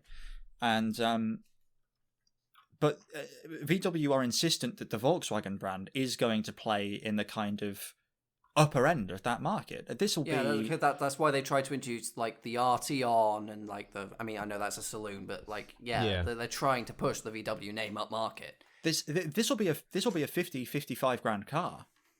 Yeah. Oh yeah. Why does it doesn't need to exist? And again, like, just they're trying to get like every single minuscule little thing, because the Tiguan is a 2.7 meter wheelbase. This is a 2.8. And then the Touareg is a 2.9 meter wheelbase.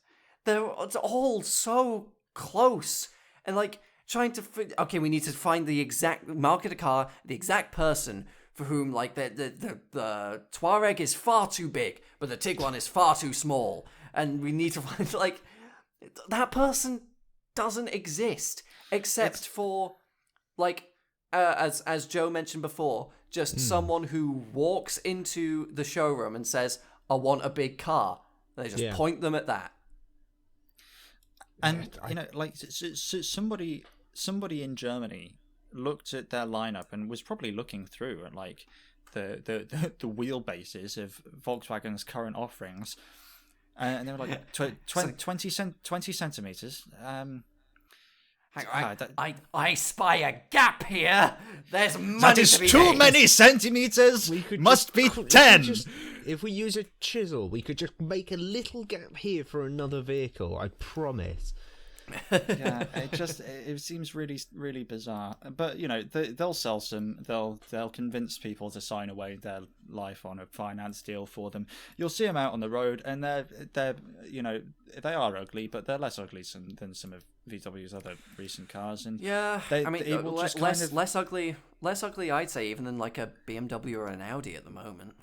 It's just traffic. Yeah. It's just traffic. It's just another thing to take up way too much space on the school run in a like upper middle class neighborhood. It's traffic that could just be a Golf, but what do I know? Yeah. Anyway, bottom left, the DS8 Fastback. That is, of course, you thought we'd have an episode of the podcast without an auto car render? Go fuck yourself. Sorry, just one more thing on this Tayron that we forgot to mention. Oh, sorry. Yeah. The most ridiculous thing about it, there are 7 powertrain options. Oh, yes, car. That's right. Because you can get the 1.5 turbo, and you can get a mild hybrid 1.5 turbo, and you can get the 2-litre turbo, and you can get a 1.5 litre plug-in hybrid turbo, and you can get the 2-litre diesel. It's worse than that, because 6 out of those 7 are hybrids, somehow. And I don't entirely know how they've managed to do it. I'd love to see a full breakdown. Unfortunately, the article I'm looking at doesn't have one. But only one of those 7 is a non-hybrid car, which means it's not just every engine by itself and then every engine with a hybrid. It's every engine with a hybrid, and somehow they've managed to make 6 combinations out of that. I don't know if this is going to go all the way up to like a 3-liter V6 diesel or something. I don't think do VW even do that anymore in Europe? I think you can still get them on the Touareg. Okay. Which again raises the question of why would you buy this car and not a Touareg? Anyway, yeah, you can get them, or a Golf, but anyway. Yeah, a ridiculous number of engines. Anyway, we can move on from this completely charismaless vehicle to another one of Stellantis's baffling decisions. Yes. Sort of repeat what I said before. Yeah, you thought we'd have an episode of the podcast without an autocar render? Go fuck yourself. Of course we're having one. We need an autocar render. Yeah, is it an episode of the Hot Air Outtake without a fake, completely conjecture and near baseless 3D render guesswork of a car that's we've only seen pictures of in camo so far? They'll also look absolutely nothing like the render. Of course, yes. But So this is the DS8 Fastback, name implying that it's not going to replace the DS9. But yeah, it's another new DS. I hope it has a nice interior, because DS always seem to nail the interior. They do. To be fair, they can make a very pretty interior. Yes. I don't care if you think it's like cheap and chintzy and kind of a bit crass and vulgar to have an analog clock in a car interior when it could be more accurate and digital. I don't care. It's a nice thing to have, and I like cars that feel nice. I just don't understand what DS is for, really. Like, I understand what it's trying to do, but I don't think another model is the problem with the range, or at least another model like this. It's just so bizarre. I can't put myself in the mind of a person who looks at the Citroen CX-5, which is going to be the DS8 Fastback's sister car. They look at the CX-5 and they go, nah, not for me. And then they look at a DS8 Fastback and they go, well, but that one. It's like, yeah. Anyone interested in this car already has a C5X. Yeah. And like, I think again this is sort of a bit of a Stellantis sort of pardon my language, but I've thought of it so I can't say it, coming too early kind of moment, in that DS needs to be a premium brand. It needs to rival Mercedes. It needs to rival BMW. It needs to rival all these companies. So it has to have something in every segment. Oh, we're missing a smaller saloon. We've got the DS9. It's a full size saloon, but we need a small saloon. We need a 3 Series. We need a 3 Series right now. It's like, yep. Yeah, it's like the brief is the DS have been given the brief of make a car company to rival BMW. Oh, and by the way, you've got no money. And yeah, that is what it feels like. And I really like the DS9, and to be honest, I'll probably like the DS8 Fastback because I like the C5X. But I just can't shake the feeling that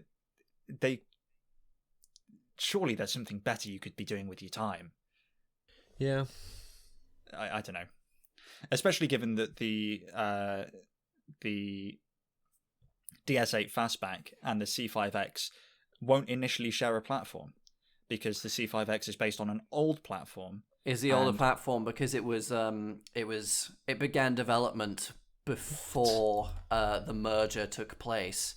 Oh God. Get your shit together, man. Yeah, get your shit together, Stellantis. Like, what a waste of money and resources all of this bollocks must be. It's possible that maybe we're being too harsh in this particular instance. It's entirely possible that the DS8 Fastback will go into production alongside a next generation C5X based on the same platform. Maybe. And they'll they keep line the it up. C5X going for a little bit and then replace it with something that is also on the STLA medium platform. But yeah, sorry. It's also possible that maybe the sums work out that basically the DS8 is a new platform, And the selling point is that it isn't just a rebodied C5X, it is new. But because the C5X is still fine, they're going to leave But then the question becomes, who's going to continue buying the C5X? Because how much more money can DS reasonably charge than you would spend on a new C5X? I don't really know the answers to these questions. And to be honest, I'm not sure Stellantis does either. No. And They're just I'm sort not of sure. throwing shit like, something's got to work, please. Please, come on, guys. What, you got to buy one of these cars one day. Oh. Yeah. I would just like to add, by the way, I think this is going to be another one onto the list of, of DS vehicles that depreciate like an aircraft falling out of the sky. Hilariously. I'd like to add, so I was having a look at a brochure for the DS9, which is like the current brochure that it gives you, and it's horrendously outdated because they've removed one of the trims. It only had 3 trims. They removed one of the trims and half of the options off the actual configurator. So they don't have much hope. But the DS9 starts at £56,000. Just going to let that sink in for a second. I've just seen something even more mind-blowing about the DS9. I'm sorry. I this is the first time I've read this. Holy shit! How many DS9s do you think they've sold across the entirety of Europe this year? This year so far. 2,000. I think 2,000 bids in. Bin man. Are we doing Price is Right rules? Yeah. Okay, 2,000. I'm gonna say 1,250. 234. Oh no! How many do you reckon they? How many do you reckon they sold in the UK? 6. I mean, yeah, at that rate, 10. Fuck it. 3. Oh! I said 6 as a joke. 3. We were saying before, like, wow, they depreciate like a 2022 model year With DS9 is 20 already grand, that's been on pretty sale for over 200 days is already £22,000. That's already a half devaluation. We thought, we're gonna eat good. The car enthusiasts are gonna eat good because we're gonna have cheap, basically new luxury cars with lovely interiors, with all the leather and analog clocks and shit. No, we're not gonna have them because they're not gonna fucking sell any, so we're not gonna be able to buy them. I literally think there are 2 on Auto Trader that aren't new, and the rest are all brand new unsold stock. But like, I would bet my MX-5 that you could walk into the dealership that's selling that one for 20 something with like 18 grand in your pocket, and you would leave with the car and all of the things that they can give to you. You could probably walk in with like 4 shillings and 6pence, and you'd still get a finance deal on it. What are you doing? I read that. I was gobsmacked. Like, and the sales figures are not that much better for the DS brand as a whole. And I mean, the DS9 is especially bad, but that's their like flagship car. It's also not that expensive for what it is, even new. I mean, they've depreciated a lot, and of course that's scaring people away. But yeah, apparently DS sales are down a third year on year, year to date, as of August. Which was, it's just really, really abysmal figures. It's gone downhill so quickly. Because I remember last year when the DS4 came out. I kind of like the DS4. I don't really like sort of the half crossover, half not nature about it. But it's like a small luxury, kind of pleasant looking, again, lovely interior little thing.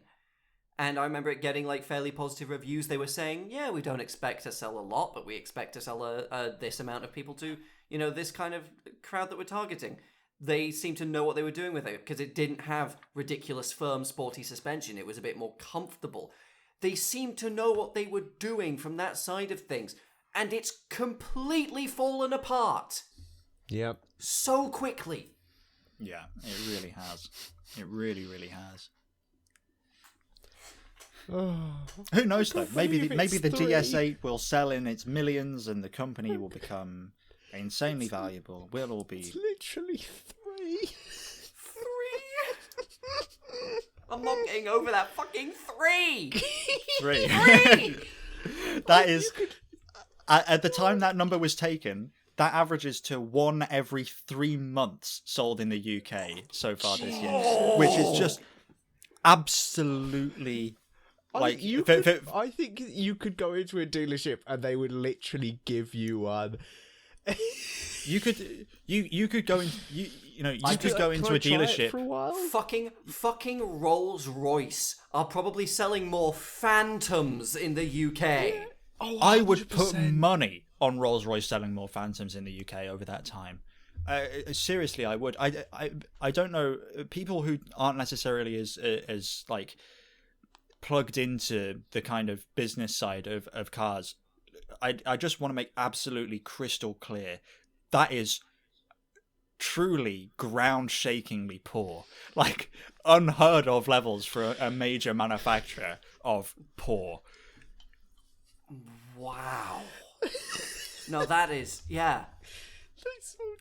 If our reactions didn't sell it, if our reactions didn't sell like the initial, oh my god, only 250 in all of Europe, like the sort of, oh shit, into the just, no, this doesn't happen. This doesn't happen. This is a new low.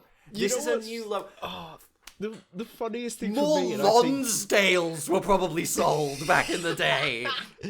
The funniest thing for me is, right, recently there's been, I don't keep up much with BTCC, but there's been a leak that one of the manufacturers one of the teams is moving to a new manufacturer that's never been in touring cars before. And one of my friends was somewhat convinced that it was going to be, we get a touring car DS9, and I cannot wait until I break to them the news that I don't think we're getting a touring car of a vehicle they sold 3 of. Oh they my end up God. selling more to the actual team than to the public. Stellantis, you're so bankrupt so soon. Oh, Jesus. I have been feeling quite rough all day, and I needed this to clear my body and get a good laugh. Fuck me, man. Oh god. Oh. I thought the fucking Foxtron was gonna beat that, but no. God, the Fox. Oh god, the fuck! We have to talk about the fucking Fox. I don't care. Foxconn, who make all the phones in the planet everywhere, are making a car now, and it's called the Foxtron, and it looks hideous. Oh, it looks fucking awful, it's doesn't it? so bad. Jesus Christ. They'll sell more than DS sold DS9s, though, I promise you that. We're going to get more of the new Twizzies than DS9. Yeah, by orders of magnitude. Oh, but yes, no, like just because we are focusing, we got to say something. The Foxtron. The Foxtron. Foxtron, okay. Yeah, no, it does just sound like a Sonic the Hedgehog OC, doesn't it? It's so good. I'm Katana the Foxtron. I'm a cyborg fox from the year 2487. Just put the rest of the Cold Steel the Hedgehog copy pasta here. That's all you really need. But it's such a bad name. It's not a good name. It's not a good name. It's also, it's like, we've been critical of Chinese EVs for their kind of bland and generic styling. I wish this was more bland and generic because clearly, it's amazing though. I tried do think something here, and it is really, truly quite horrible. I do think it's really interesting because for me, it perfectly lands in both. Because at the same time, it's hideous. Yeah, you've got like the weird sort of separate front wheel arch. You've got the weirdly flattened, featureless rear end that looks like it's trying to be a Range Rover. You've got the cheese grater, horrible beard of a front. But at the same time, it's doing all the EV things of having the weird creases in the middle of the body, the full length front light bar. Yeah. It's bland and hideous at the same time. It's really quite, I think, revolutionary. This is the megalopolis of cars. Yes, it's innovative. I don't know if either of you have seen Megalopolis. If you haven't, please do not. But this car is Megalopolis in car form. It is somehow simultaneously completely schizophrenic and yet mind-numbingly dull. Thank God we had that after the fucking... It's not a good look, is it? It's... Just the more I look at it, the less pleased I get. No, it's a bad cyberpunk mod. It's baby's first blender car. Looks like it was put in a blender. Yeah. All of these things, all of the zingers you can muster. It really does deserve them. It has the really terrible Cybertruck like light bar, because I was one of the things that I never thought about, but somebody pointed out to me is, if you're driving, apparently in America, if you're driving and there's a Cybertruck like coming towards you, you just can't tell how far away it is because it's just one unbroken line. Oh, interesting. Which is really irritating to deal with. I bet, because like you can't gauge how far apart the headlights are because it's just a bar. So many cars are doing the full width light bar now, so that's got to be but I think most of them have like a brake of some sort in it. You know, like even if it's like a logo or something, I guess. Yeah, but, like VW. Well, I hope this car it doesn't make production, but Foxconn are they have a huge amount of money, and to be honest, the concept car looks much closer than your Apple cars of the world. Yeah. So maybe it will. Yeah. I just hope it doesn't come to this country because I don't want to have to look at it. Yes, quite. Anyway. I think we're finally done. We ran a little bit short of 15 minutes short of our previous best. Yeah. But well, there was possibly quite a bit of waffling that could be cut down. Yeah. Oh, well, yeah. Anyway, thank you everyone for watching. We'll be back hopefully before 7 months. Yeah. Ideally, yeah. Yeah, of course. You know what? We'll make a promise. We'll come back when the amount of DS9 sold is 5. Okay? No, we'll never make another episode. This is the last episode of the podcast. Yeah, you just check the channel. Somebody's watching this in like 4 years' time. Just check the channel. I'm going to give us a real time constraint. We're going to make another episode of this podcast before the DS9 is officially cancelled. No, they wouldn't do that. They would. They're going. They would. Do that. It's gonna happen. It's gonna. No, I promise you. Stellantis. Before the this start, Stellantis, they don't give up. They have studied the mining diamonds image, and they never give up. They have golden hands. Ape together strong. I really think the DS9 is going to get cut before the start of the next financial year. I wouldn't be surprised, but I would be slightly saddened. Yes. We should get one each for the next episode. I mean, it'd take a while for us to find 3. Yeah. The 3 that were sold this year. We could buy all of them that have come to the country this year. If we buy all 3 that have been sold this year so far, and we each have and the VIN numbers are perfectly 1, 2, 3. We could probably, if you went to buy one at sticker price, you could ask for anything and they would probably do it. Yes, whatever you want. You could ask for it in bright pink, and they probably, because it's not like they've got them sitting around, they probably got... No, they probably have loads of them sitting around in a warehouse somewhere, and they're trying to get rid of them. Bring it into the paint booth and redo it for you. I'm sure they would, if you actually paid them money. You could walk into are they sold through Citroen dealerships? They don't have their own dealerships, do they? I don't know, to be honest. I think that's another problem. Stellantis don't have the dealership networks for the amount of brands that they have. No, we're not doing it again. No, we're not doing it again. You could walk into a place that's selling a brand new Citroen DS9, covered in blood and with credit card debt up to your fucking ears, and they'd offer to lay out the liner in the boot for you. Yeah. Yeah, no, you could walk up like Does with. someone want any options? You could walk up open carrying a sawn off. And like open a case of money that is soaked in blood and like say in like a really like over the top movie foreign villain accent, 1 car please. And they'll fucking do Would you it. like the boot refrigerated, sir? And they clean the briefcase to give it back to you. Oh. Well then. Anyway, that was a lot of fun. That was in conclusion, lot of fun. Stellantis are fucked. Yes. Stellantis are fucked.